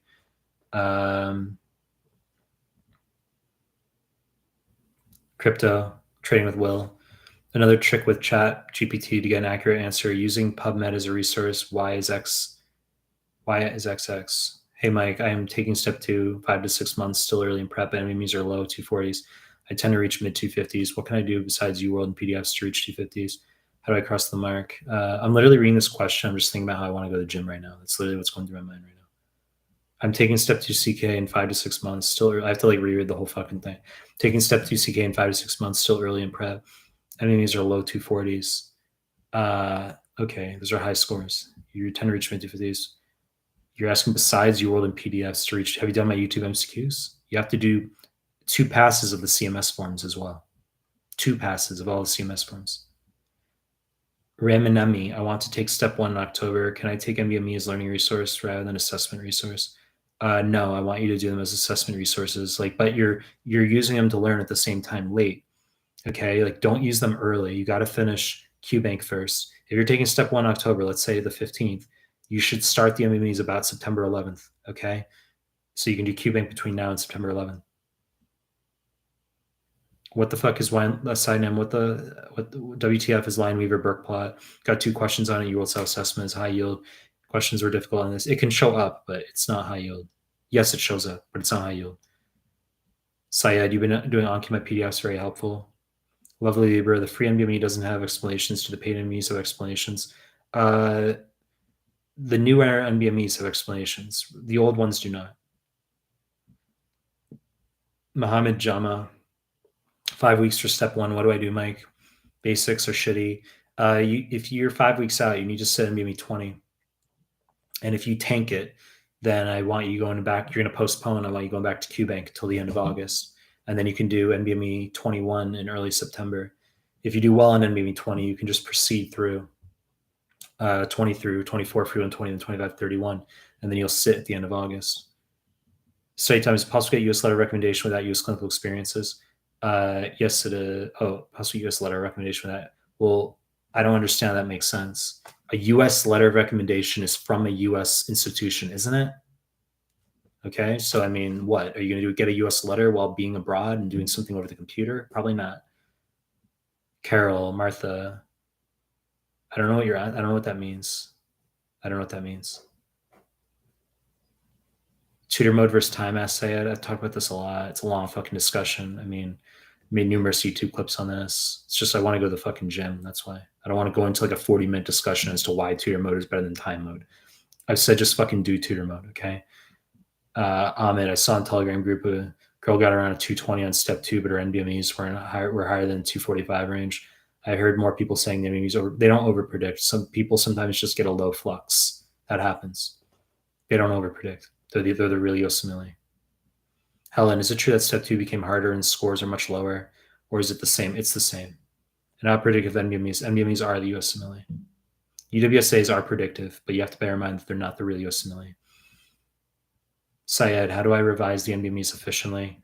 Are you asking all these basic questions? Yeah, tutor mode versus time, devise the enemies. Bro, I've made so many YouTube clips on these hyper basic questions. You should just literally search like YouTube. How do you rise the NVME's Mehlman? There's like 8 fucking videos on this stuff I've talked about.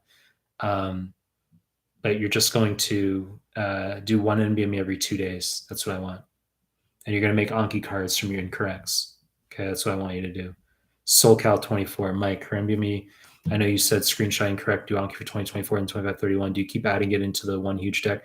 20 to 24 and free 120, those 6 forms. So 2024, it's 5 forms. Free 120, it's a 6 form. All those go into one deck. 25 to 31 go into a second deck. Syed Ahmed, I do NVMEs 4 blocks in a row, but it takes ages to revise. Correct, it will take ages. It takes the rest of that day and then the whole second day to revise. Correct.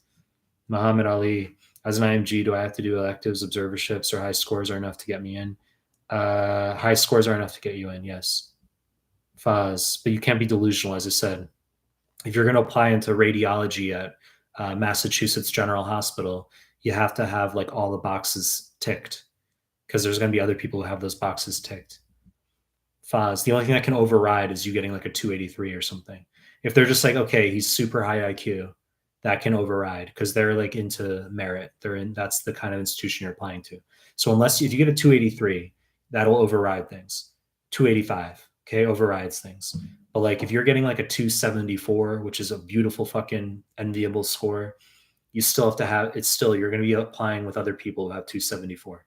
So you kind of have to have the boxes ticked if you're trying to get a high specialty at a high institution. Faz, hi, Dr. Mike. I'm working in rural South Africa. That's awesome. We're really under-resourced here. That's so cool.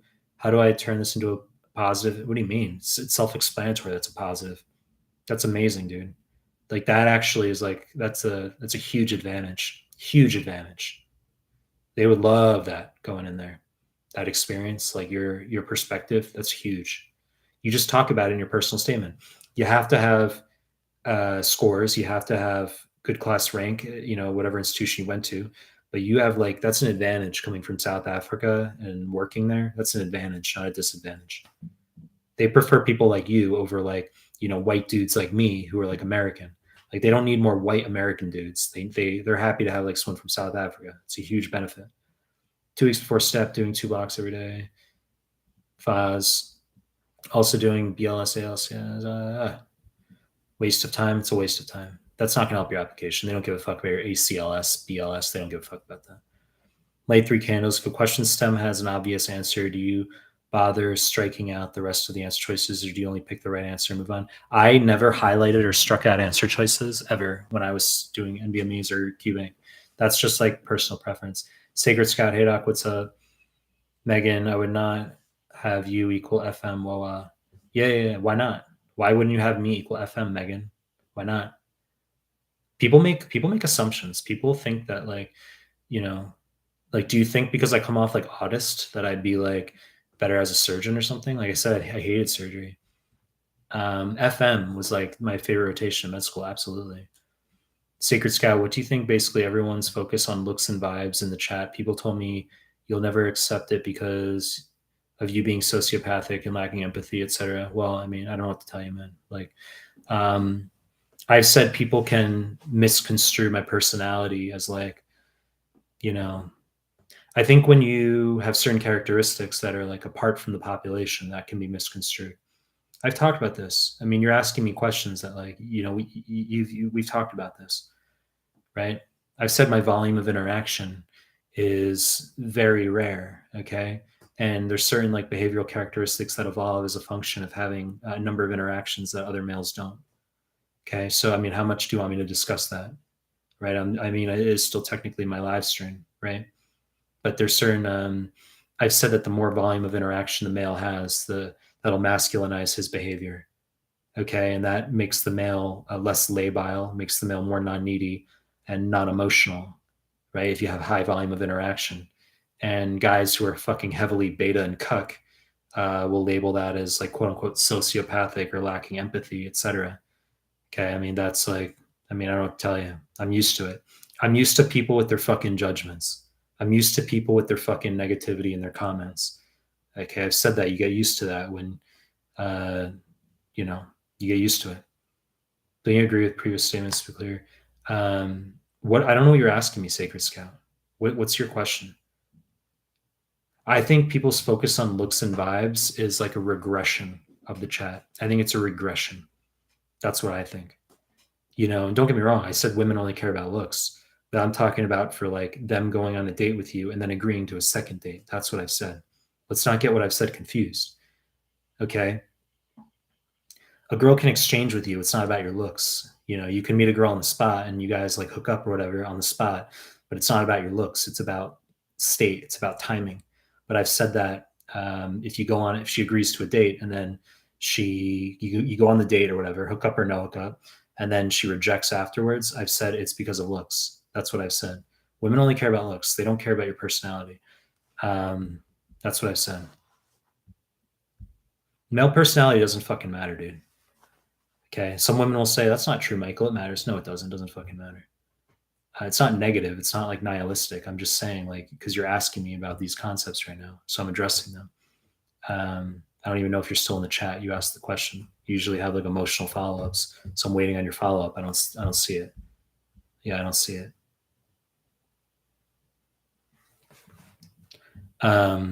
H. Shelby, Mike, want to ask if you do just pathology in your PDFs and YouTube videos are also, my PDFs are loaded with pathology.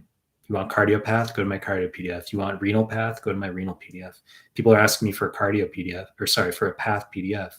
It's like, well, I can do like a 10-page histopath PDF, no problem, with some genes, some other things in there. But my PDFs are loaded with path. Go to hematology, loaded with path. All the leukemias, all the lymphomas, right? It's all in there. Study time, how difficult is anesthesiology for US grad versus IMG. Really love it, but I don't think I can make it. What are the must? I've said 2CK in class rank. You can go to NRMP match data on Google. All the data is there objectively. Okay, so you're going to see the data as far as people who match versus don't match, and they'll have the scores for all the specialties. 25th percentile with wicks and candles. Okay, so you have 25th percentile, 75th percentile. It's all there. Study time, how difficult? I just fucking read that. Can you share some of your cardio gym songs? Well, I'm not doing cardio right now. It's still summer, so I'm in bulk phase. I'm just keeping. I'll start running again in like the fall. Don't worry. Okay, I'll put another like abs pic on Instagram in like the fall. How's that sound? Okay, in the fall, winter, I'll put another abs pic on Instagram. Okay, I mean it's what gets fucking engagement. I put up sci-fi pics. I put up like I thought I was having fun making some sci-fi pics. They didn't get engagement. So people get offended by like some, you know, posts I put up that are looks oriented. It's like, well, they get fucking engagement. But I listen to like just random techno and stuff like when I'm at the gym. If I'm not listening to like crypto videos, crypto news, I listen to crypto news while I'm at the gym. Occasionally some other podcasts. What's a good score for CMS? I'd say 35 out of 50 plus minimum. 40 out of 50 is what we're looking for. Micro PDF, not yet. I'll get it. I'll do it eventually, maybe in the fall, winter. I don't give a fuck right now. Instead of doing these live streams answering the same dumb USMLE questions every day, I could just like spend this time doing a micro PDF, have something world class, okay, world class, done in like 2 weeks or something. No interest. Maybe in the winter. I don't know. We'll see. I'll get to it. How to say neuro for step 1, FA, UWorld, something else. Just do my neuroanatomy PDF, my neuro PDF, my neuro playlist on the YouTube. What should be daily routine for student trying to do QBank in 2 months for USMLE step 1? Well, I've said already numerous times, if it's QBank over 2 months, you're going to do, 40 untimed tutor random. And that's going to be in the morning, 4 blocks of 10, right? And then in the afternoon, my PDFs and YouTube MCQs. So that's what I'm saying. Dr. Mike just found out that I passed my school CBSE. Great news. Thank you again for your PDFs and ACE advice. Great news. How to build confidence like you. Are you a guy or a girl? Remanemi. Are you a guy or a girl? SoulCal 24. Mike wanted to clarify 20 at 24, free 120 into one deck, 2531 into another deck. That is correct. Where in general principles for path? Where's general principles for path? Which PDF? General principles is PathoPhys. I'd say that's all PDFs. Like general principles is like, do you understand any diagnosis and it's like the mechanisms that get there. I've said this before, like take any disease, okay, literally any disease you guys can think of, cystic fibrosis, Duchenne, hereditary serositosis, any disease you can think of, Marfan syndrome. And then you have to be able to answer questions on it. So Marfan syndrome, okay, do you know that it's fibrillin? Okay, do you know the inheritance pattern, autosomal dominant? Okay, do you know what fibrillin is? It's a glycoprotein that forms a sheath around elastin. Okay, do you know the gene names, FBN1, FBN2, chromosome 15? Okay, like, do you know what conditions can present with marfanoid body habitus? Okay, like MEN2B, okay, or homocystinuria. Okay, so like, you got to know pathophys. You got to know these questions. Do you know that you can get mitral valve prolapse? Do you know why? No. Okay, it's called myxomatous degeneration. Okay, give you mitral valve prolapse. Sometimes aortic dissection. Okay, cystic medial necrosis can lead to aortic regurg, can cause scoliosis, can cause pes planus, flat feet, cause chest wall abnormalities, pectus excavatum, carinatum. Excavatum's a better answer. Yeah, I know the pathophys. Being able to answer every little fucking question. I shouldn't word it like that. That implies superfluousness. Being able to answer the high yield points about every disease is pathophys. That's general principles. Let's see. I don't like cuck questions like that. Can we see you smile, Michael? Can we see you smile? You don't smile enough, Michael. Let's see.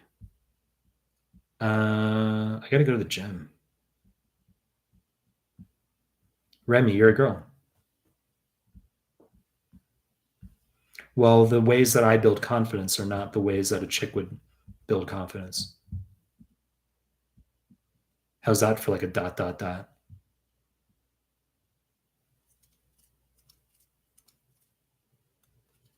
Yeah. Just got comments. That's right, Dolce. You retract your fucking message. That's right. That's right, Dolce. You take offense. You retract. You're like, I'm not offended. I was just retracting it. I mean, you made a comment about like me. You wanted to see me smile. I like was joking. I made a joke about like, you need to smile more, Michael. I made a joke, and now you retracted your comment, right? Right? Humans are weird. If you're still subscribed to my channel, I don't even know if you're. I mean, it's probably it. It's enough to trigger the. It was enough to trigger students out forever. It's like peace. All right, peace. You know. What do you think of Andrew Tate? That's a good one. That's a good one. You want to get people real fucking excited. Okay. Let's talk about Andrew Tate. Right? I get asked by Andrew Tate every day. Right? People will get, you want some engagement. Let's talk about Andrew Tate. What does Mike think about Andrew Tate? Right? I mean, I said he's put on a pedestal because it's a consequence of society suppressing masculinity in men and shaming masculinity. It's a consequence. There's nothing special about Andrew Tate. It's merely that you have the rest of society that's emasculated. You have society that's canceled and shamed. And if men exemplify traditional masculine traits, those are antithetical to progression in society. Okay, they don't bide well with actually progressing in society. So people have to suppress their masculine traits. Okay, that's what it is. They don't bode well with progressing in society. So he's put on a pedestal. I said it's like the 18th Amendment in the United States. Once you had alcohol illegal, it became a big deal, and now everyone was obsessed with alcohol, and then they had to revoke it with the 21st Amendment. Well, you have society today that suppresses masculinity, and then you have one dude who's like, okay, you don't have to like what he says, you don't have to agree with what he says, but you have one dude who comes out and he exemplifies traditional masculinity, and that's put on a pedestal because it's a consequence of those characteristics being suppressed and canceled by a culture. That's what it is. I don't think he should have been canceled. I'm not saying you have to agree or like what he says. I think free speech is really fucking important. Really fucking important. That's number one, is free speech. You can say That's abominable. I don't agree with what he says. I think what he says is bad. Okay? But he should not be canceled. Like, unless you're literally putting, I'm not joking right now, like, unless you're literally putting up videos of like terrorism where you're chopping someone's head off, or like it's like pedophilia, unless it's literally like that, you shouldn't be removed and canceled. That's my view. Like, if you're just saying, I think men and women have these dynamics and that's what I think is better, or like, if you're just saying like views on like male female dynamics, I don't think that should be canceled. Like, I just think that that's like a problem. Um, do you practice medicine in Japan? No, I said I just do USMLE stuff. Do you think muscle matters, Mike? I think it's all in the face. Yeah, it is. It both matter for a male. Both matter for a male. Is it okay to take melatonin? 3 months still. 3 months till step one. Um, I wouldn't take substances, Ramy. Sacred Scout, how to scroll back to get the answer. Thanks for responding. I knew you weren't here when I knew you weren't here when I answered it. Thanks for responding and clarifying. Moving towards the direction of dismissing the nonsense about vibes and energy. My cue was like, why the entire chat basically regressed, including so and so, and he did. I think it's because he's adapted to getting success at lower volumes. That's why. I don't know if you're still here, Sacred Scout, but I've said he's adapted to getting success at lower volumes. So his mindset hasn't evolved to handle high volumes. That's essentially what's happened. I've said that high volume is necessary for masculinizing the male's behavior. And if you're more aggressive and forward, you're going to have lower percentages, and that's a good thing. That the absolute numbers are high, but the relative numbers are low. And then he said he didn't understand why lower numbers would be good, which indicated to me that, he doesn't understand the mindset. I'm not saying he has to agree with it. I'm not saying like he has to like pursue high numbers if he has success at like, high approach numbers, if he has success at lower numbers. But I'm just saying to not understand the mindset of like you're approaching at high volume, that's going to maximize your confidence and non-neediness, and that you're going to get deflected constantly, and then you're going to have lower percentages as a result. So you have lower relative percentages, right? But higher absolute ones. That's what happens at higher volume. But he said he didn't understand. It's okay though. It's not a criticism. I'm not criticizing. I'm just saying that like if he hasn't needed to approach at high numbers because he's in an environment where he can approach literally like 40 chicks and like 20 will go on dates. So that's like fine. But if you're in a place like New York City, you get guys in New York or whatever approach like 200 girls and they get like 2 dates. So it's like there's places that like differ in terms of their locations. But meanwhile, the guy's going to make it about vibes and looks. I said looks don't matter in terms of getting contact exchanges or even necessarily the girl going out on a first date. I've said it's about agreeing to subsequent dates when they're already on a date and the date ends and then they agree to a subsequent date. I've said that's where women care about looks. Let's see. There's a lot I can like open up with that. I gotta go to the gym.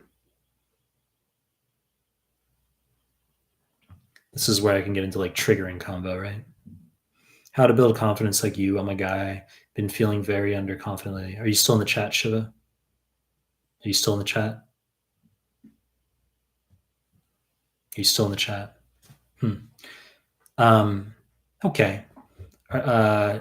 If you're in a city, the way you're going to do it is if you're in a city, the way you're going to do it is you're going to go to a station. You're going to like go out and you're going to like, introduce yourself to many women. That's what I said.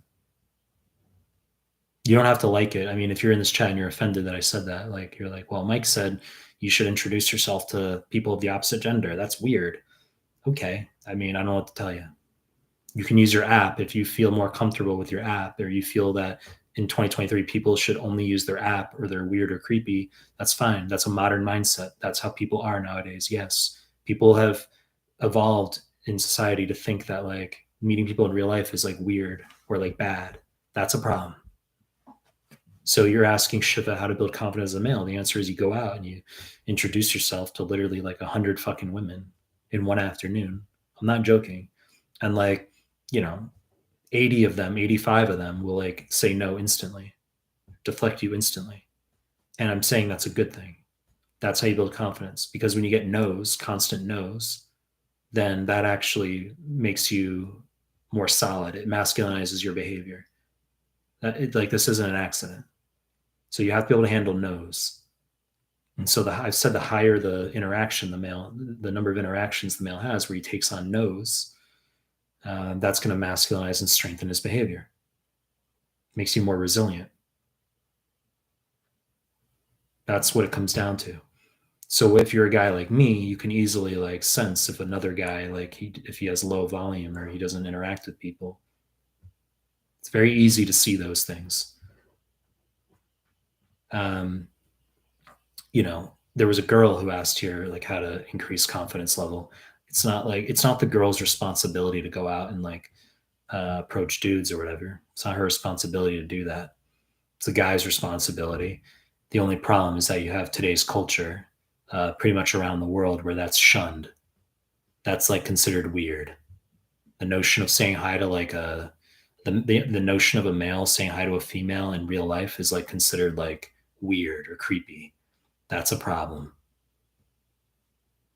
It's okay. The female is happy with the male going out. The female is happy with the male sitting at home using his app. But it's weird or creepy if he says hi to a girl in real life. Okay? So people will say it's okay to sit at home and use your app. That's okay. But it's not okay to introduce yourself to someone in real life. That's weird. That's creepy. That's a problem. It's because it's app use favors women being the selectors. That's why. If guys didn't use apps and they just if they just met people in real life, you go back to if you eliminate the technology, if you go back to the days where we had flip phones, where people had landlines, there's no digitization. Women didn't meet guys unless they got approached in real life. You'd meet a guy at the school dance. There was no meeting a dude unless he was at your office or like he said hi to you on the street. Now there's digitization where they can use their app or their Instagram, whatever the fuck they're going to use. And, there's like 100 matches sitting in parents' basement or something. Right. So it favors females in the dating process that they can just sit at home on their app and match with like 100 people. So they will shun men who approach, because if they can prevent men from meeting women in real life, it maximizes their agenda is not the right word, but it maximizes their imperative, their gender imperative to be the selectors. Okay, so that's shunned. And then you get blue pill beta fucking dudes who aren't capable of meeting women in real life anyway. So they'll jump on the female bandwagon and genuflect and support that imperative. They hope to get the female approval because their only way of getting a female is to be the consolation. If she doesn't pair with the 11 out of 10 Tom Brady she's looking for and she's upset, well, he's there as a consolation because he was the beta who like supported what she was doing. He's like, don't worry, I'm here for you. I would never say hi to a girl in real life. I think that's weird and creepy. Don't worry, I'm here for you. So that's kind of, but I've said that the way the male is going to increase his confidence level and non-neediness level is to meet people in real life. That's how it works. And you have to take no's. It's about no's. It's about L's. The more L's you take, the more no's you get, the more masculinized your behavior as a man. Sacred Scout, do you think women are really delusional when it comes to partner selection? ?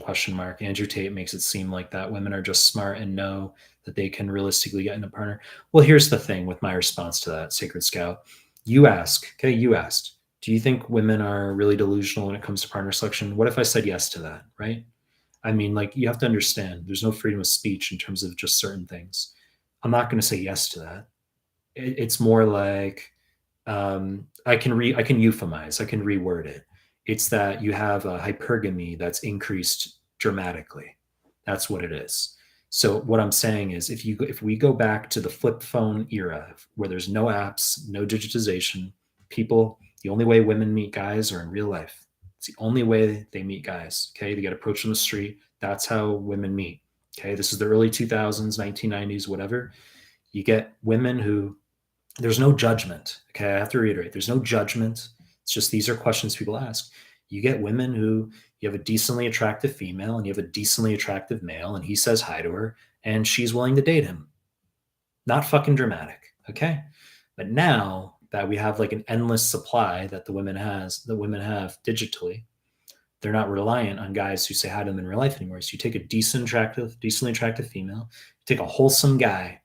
He might even be more attractive than she. There's no judgment, but he might be a pretty attractive guy. No homo. And she'll happily reject him because she doesn't need him from real life that he said hi to her. She doesn't need him because she's got her digital means. She's got her apps. She's got her, her IG or whatever. So when you say delusional, I'm not going to use that word.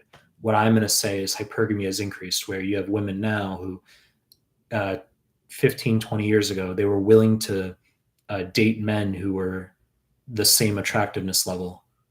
Now that's not the case. Women will only be willing to commit to guys who are like, if they're outside social circle, the male has to be at least like 2 to 4 tiers above the female.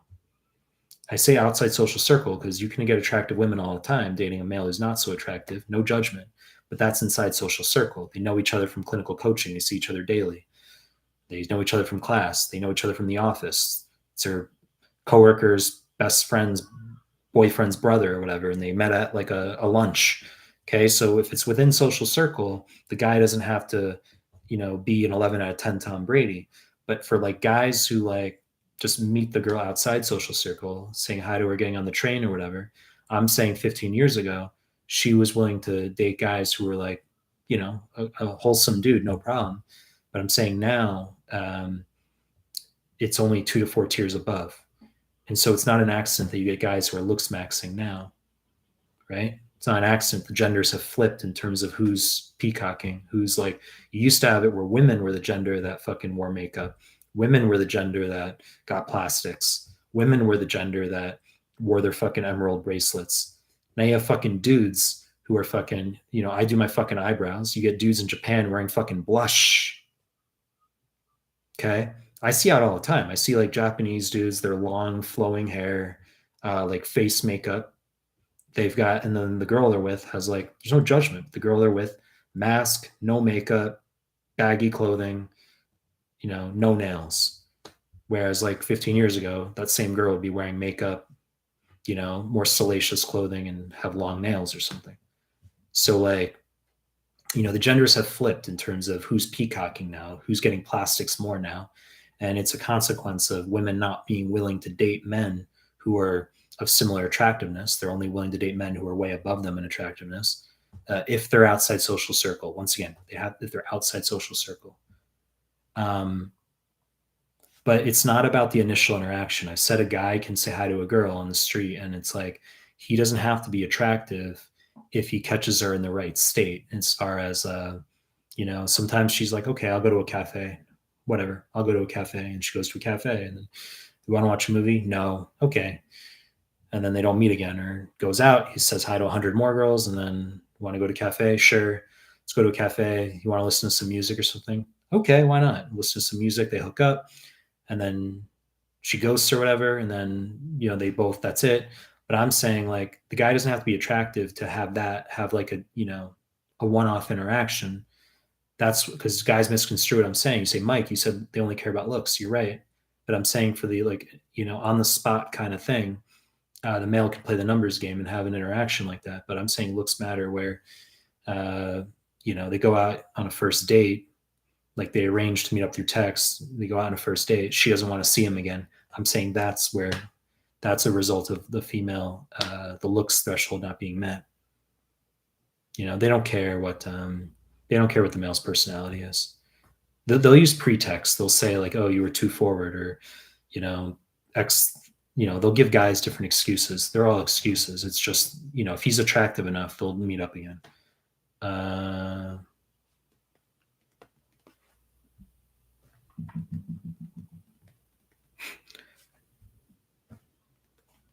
Free speech.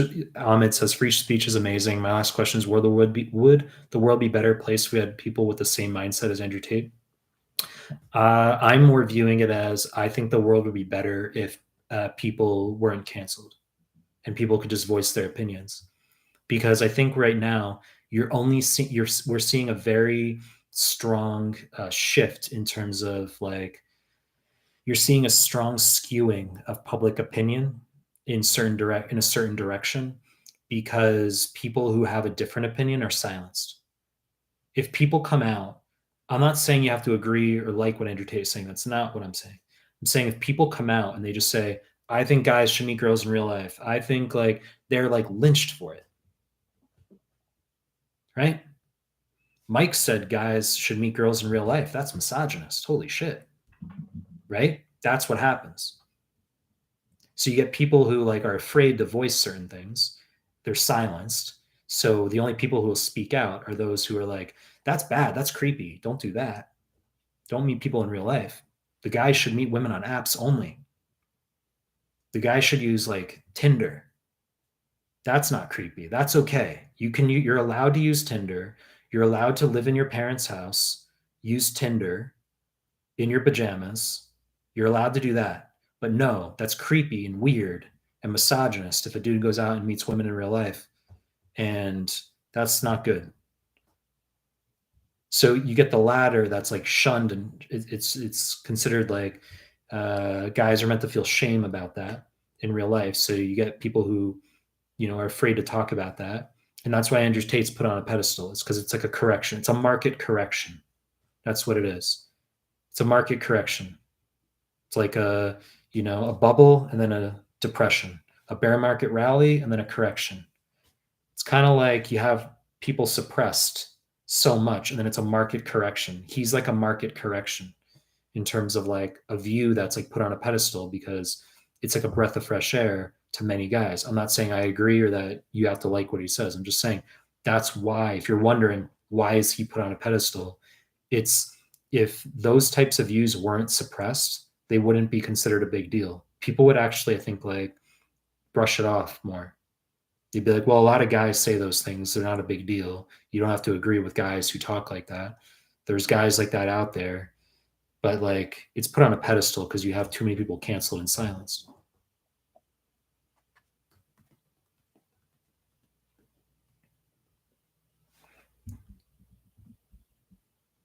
Let's see.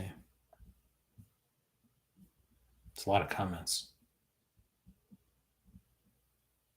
Thoughts on Jordan Peterson? I don't have thoughts on Jordan. I don't follow Jordan Peterson. He's probably like the most famous person I like know zero about. Like people are like obsessed with him. I don't like follow him. I don't follow him. I watched like a tiny bit of his like Joe Rogan like interview where he was in a tuxedo. Like I don't follow him. Musk is a real top G for allowing him to speak on Twitter. How many hours do you sleep? Not enough. Shiva, no, I'm not offended. Sacred Scout. You're still here, just 2 minutes and 30 seconds behind. That's fine.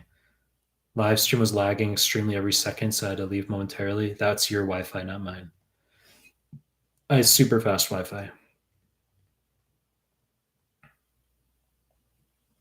NCH 2012. Have you approached USMLE places like New York and Miami? Question mark. Mustafa doesn't understand these places are far more brutal in Turkey. No fucking shit. Look, I mean, guys chase outcomes at the end of the day. That's what it is. Guys chase outcomes at the end of the day.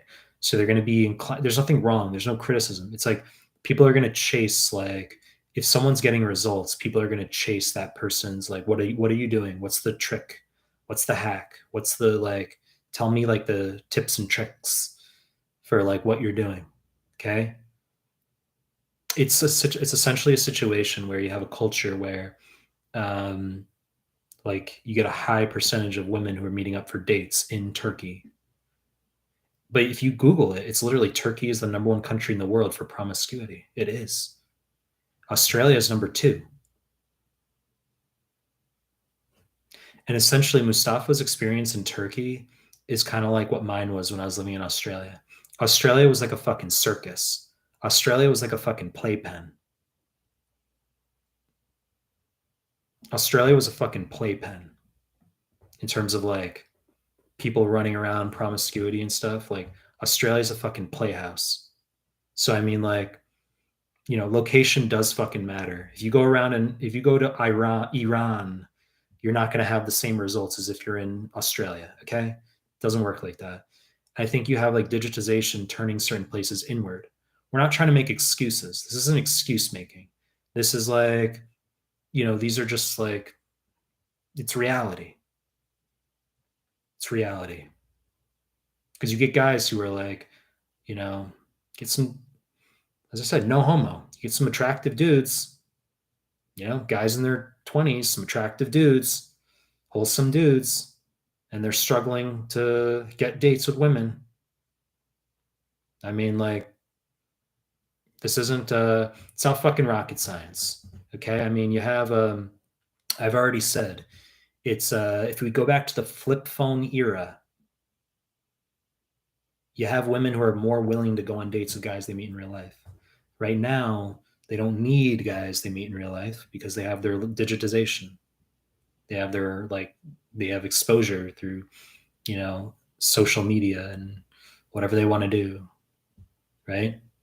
People say, Mike, that's like, Mike's upset. I'm not fucking upset. I'm just talking about observations here. We're just talking like, what do you mean? I'm just saying, like, these are observations here. Like, I've already said this like numerous times in this live stream. Okay. You go back 15 years, 20 years, like women didn't meet dudes unless they got approached in real life. And now it's like, places like Miami or New York, as you're asking about, well, it's like, why would a girl need to give a guy a chance when he says hi to her in real life, if she can just like use her fucking like her phone to like, right? That's what's happening. So that's why, but like you say, well, the relationship in Turkey, they're using digitization over there, aren't they? They're a digitized culture. There's probably more than one variable in play here. There's more than one variable. There's a proclivity for, people in that country to just be like, it's a playhouse. It's like Australia, as I said, it's a different culture, more open. People are more open. It's not shunned. Maybe it's not shunned. So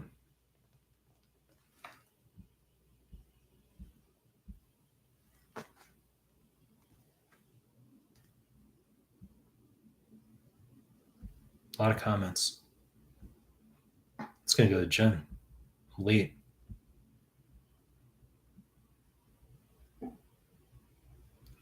Ahmed asks, is it true women are more emotional in their needs and guys more physical? The answer is yes.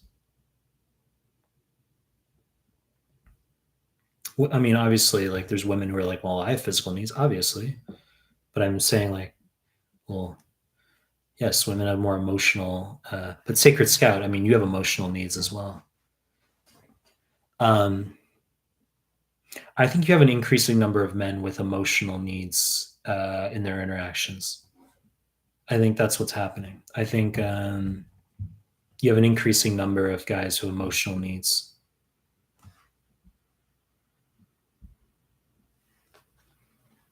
You heard emotions. You're saying you heard emotions turn on females and arouse emotions, while guys more simple.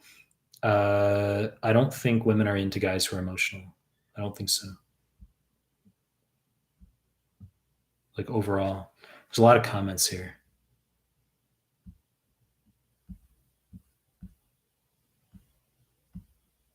It's so funny. AP Sans, you come in like late. You're asking about like the test right now.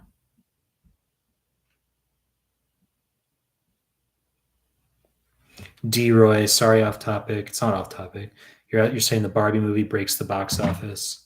I gotta turn on my AC. It's fucking burning up in here right now. But Barbie movie breaks the box office. The critics say the whole movie is anti-masculinity, anti-man. What really is going on in Hollywood? I wouldn't be surprised. Like I wouldn't be surprised like 1%. Sacred Scout, yeah, I got it. Tate probably knows that too, but he just can't say it. The fact is, I believe that because of that, many women will get zero because they can't sell it for.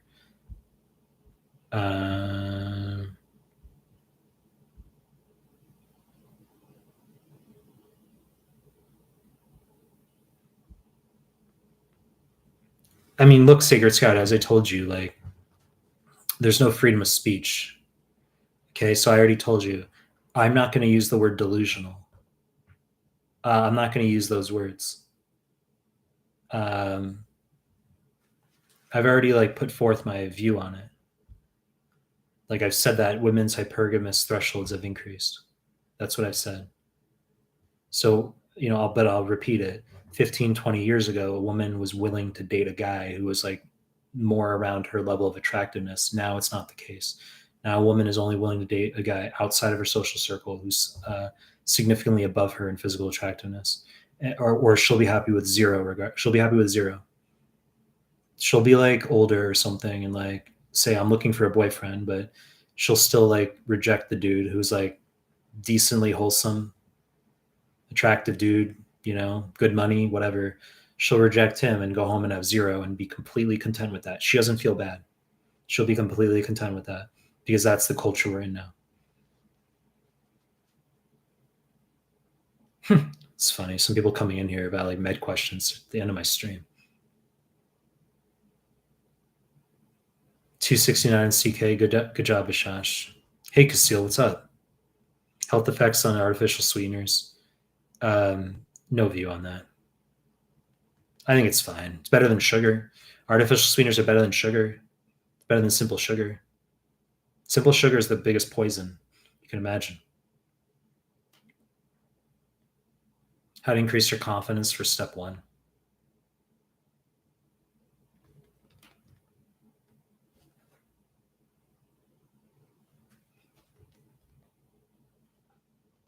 Nishat, I know I'll visit Japan one day and I would not want to waste my limited time trying to figure out which places have the best ramen. Your recommendation?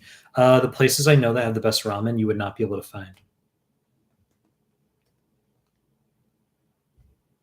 Like tourists don't know. Tourists don't know to go to the places I know. Like I know like the legit fucking best ramen places. I know the place to go for the best spicy ramen, and I know the place to go for like the biggest portion ramen, the biggest like best fucking like a lot of meat, a lot of big portion for a ramen.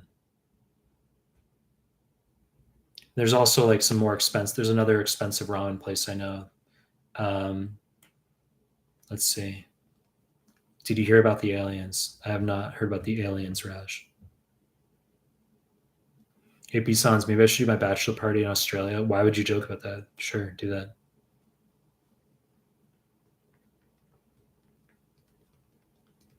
Nishad, are you a dude or a chick? I don't know that name. I mean, I don't know. DNZL1, is it more worthwhile as status max over looks max? They're both important, but looks maxing is more important as a dude initially. It's like I've said, women only care about looks. Like you're asking about status max. That's how you word it. I mean, the notion of like fame and influence. Women don't care about like what they actually care about is if they like if they watch you, for example, like if they know you because you have influence, that means you become their social circle, quote unquote. They start to view you as social circle. And then you, even if you're not as attractive as they might like otherwise date in real life, they could be open to you because they view you as social circle. Do you hear what I'm getting at? Does that make sense? DNZL? Because I've said that they only care about looks. So it's very hard. I mean, if you're outside social circle, you meet a chick on the bus or something, you got to be very fucking attractive for her to want to date you. But if you're like in her fucking office, she'll date a guy who's not so attractive because it's social circle, or her friend's friend or whatever. He's not so attractive. There's no judgment, but it's social circle. But you ask about influence status. Status isn't like she can look at someone's Instagram and be like, he has 3 million subs, holy shit. And yes, that'll help, of course. But, you know, it's mainly, I'd say the main effect of like status, quote unquote, is not just number of subs. It's more about like, if she happens to follow that influencer, then she will be more inclined to view him as quote unquote social circle.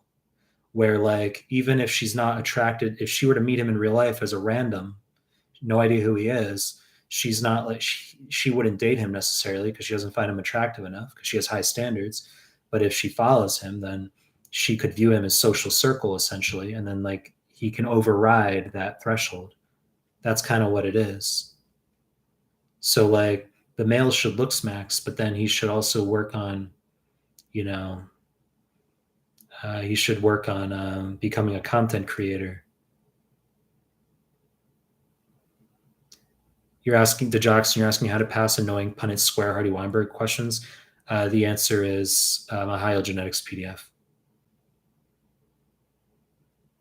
Nashat, the reason I asked whether you're a dude or a gal is because like I'm not going to show some random fucking dude around like Japan. You know what I mean?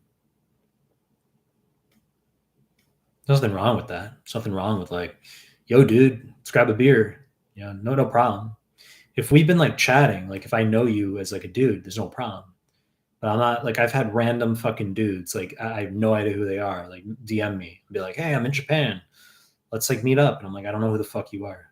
As a random dude, I'm not going to meet up with a random fucking dude. A chick? Maybe. Right? Not a fucking dude. Let's see. You asked about heart failure, nitrates and nidralazine, diltiazem. I think diltiazem. I think it may because diltiazem. No. I think the answer was sildenafil to that question. The answer key was wrong. Diltiazem is thought to be contraindicated in some heart failure, but sildenafil is a PDE5 inhibitor. It's contraindicated with nitrates. The answer is sildenafil. It's known. Nitrates and PDE5 inhibitors are contraindicated. That's like a known fucking high yield thing. But I remember seeing that like a long time ago. Someone like had that question. They're like, how is the answer diltiazem? I think like there was a wrong answer key or something, where I think maybe the student selected diltiazem but had written it as the answer.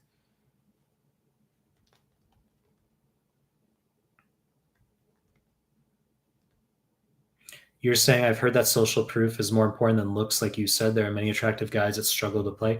It's because social circle is the number one thing women look for. So social proof just substitutes social circle. I've said that as a dude. If you're outside, if you're out of university, you're not going to build social circle by going to a pottery class in the city or going like to a baking class and you meet a girl there. The way you develop social circle is by like developing your own content and creating a community. And then people who know you within that community become your social circle and they view you as social circle. And even if you're not as attractive, you take an attractive girl who maybe if they met you on the street, they wouldn't date you. But because they view you now as social circle, that overrides it. It's like, I've likened this to like Amazon. You're buying a product on Amazon. Okay. You're buying a product on Amazon.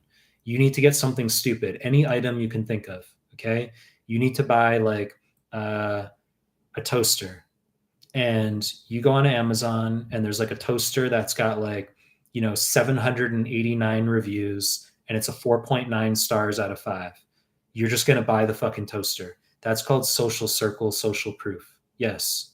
So if she has like the recommendation from her friend, or if she knows you, if there's like, she knows you and she knows her friends know you and there's like people like you and like, that's called social circle. You just buy the fucking toaster. But meanwhile, there's another one that's another toaster that's like stainless steel. Holy shit. And it's got all these buttons on it and it looks better. It's more attractive. It looks better than the other toaster, but it's got like no reviews. Some dude who's saying hi to her on the street, she doesn't know who he is. So it's got no reviews or like 2 reviews. And she's still going to go with the toaster that's got the reviews. She's still going to go with the dude in her social circle who's not as attractive as you are, but he's in social circle. It's buying a product on Amazon. That's literally what it is. Okay, so like guys will do that with Amazon. Humans do that, but women do that with dating. Okay, that's what it is. You're asking about marijuana. I don't smoke marijuana. I wouldn't do that. I wouldn't. I mean, I don't have an opinion on it. I wouldn't do. It's not. I don't. That's not. I don't do marijuana. I don't smoke. I think it kills motivation for a lot of people. I wouldn't advocate for that. Should the gym be priority over facial aesthetics as a man? They're both important. Facial aesthetics mean more. A woman will date a man who's scrawny if he's attractive. He has to be jacked. There's women out there who'll date a guy who's jacked, sure, but the facial aesthetics matter more.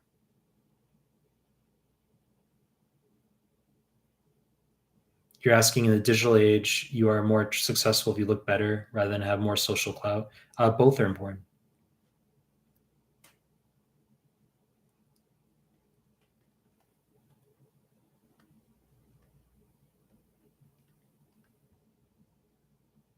There's no cutoff, Taha.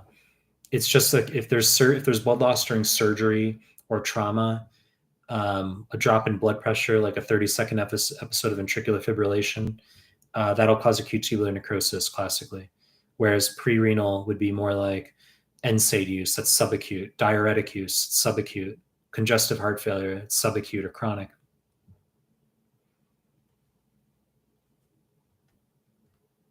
You just have to look at BU-creatinine ratio as well.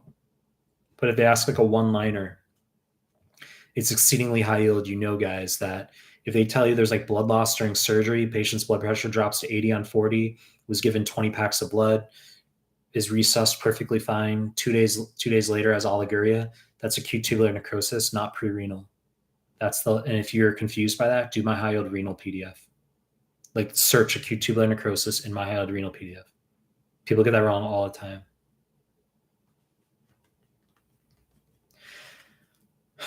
Guys, I gotta go to the gym. Do you think the black pill has any merit? Says DNZL1. Yeah, but I think that black pill is more like it's better conceptualized now that things have gone digital. Will I go to New York anytime soon? Yeah, I'm going to New York in early August. I'm going to be in New York in August. I'm going to be in Australia at the end of August. I'm going to be in Australia the last week of August. I'll be in New York the first week of August. Fine. I got to go to the gym, as I said. I got to eat. All right, guys. Von Willebrand disease. Look at you. I didn't even know you were in the chat. Didn't even know. Look at you. Silent lurker today. I'm not going to Sydney. I could. I'm going to Brisbane. I could go to Sydney. I lived in Brisbane for 7 years. So I know people in and around Brisbane. I got a lot of friends there. A lot of people I know there.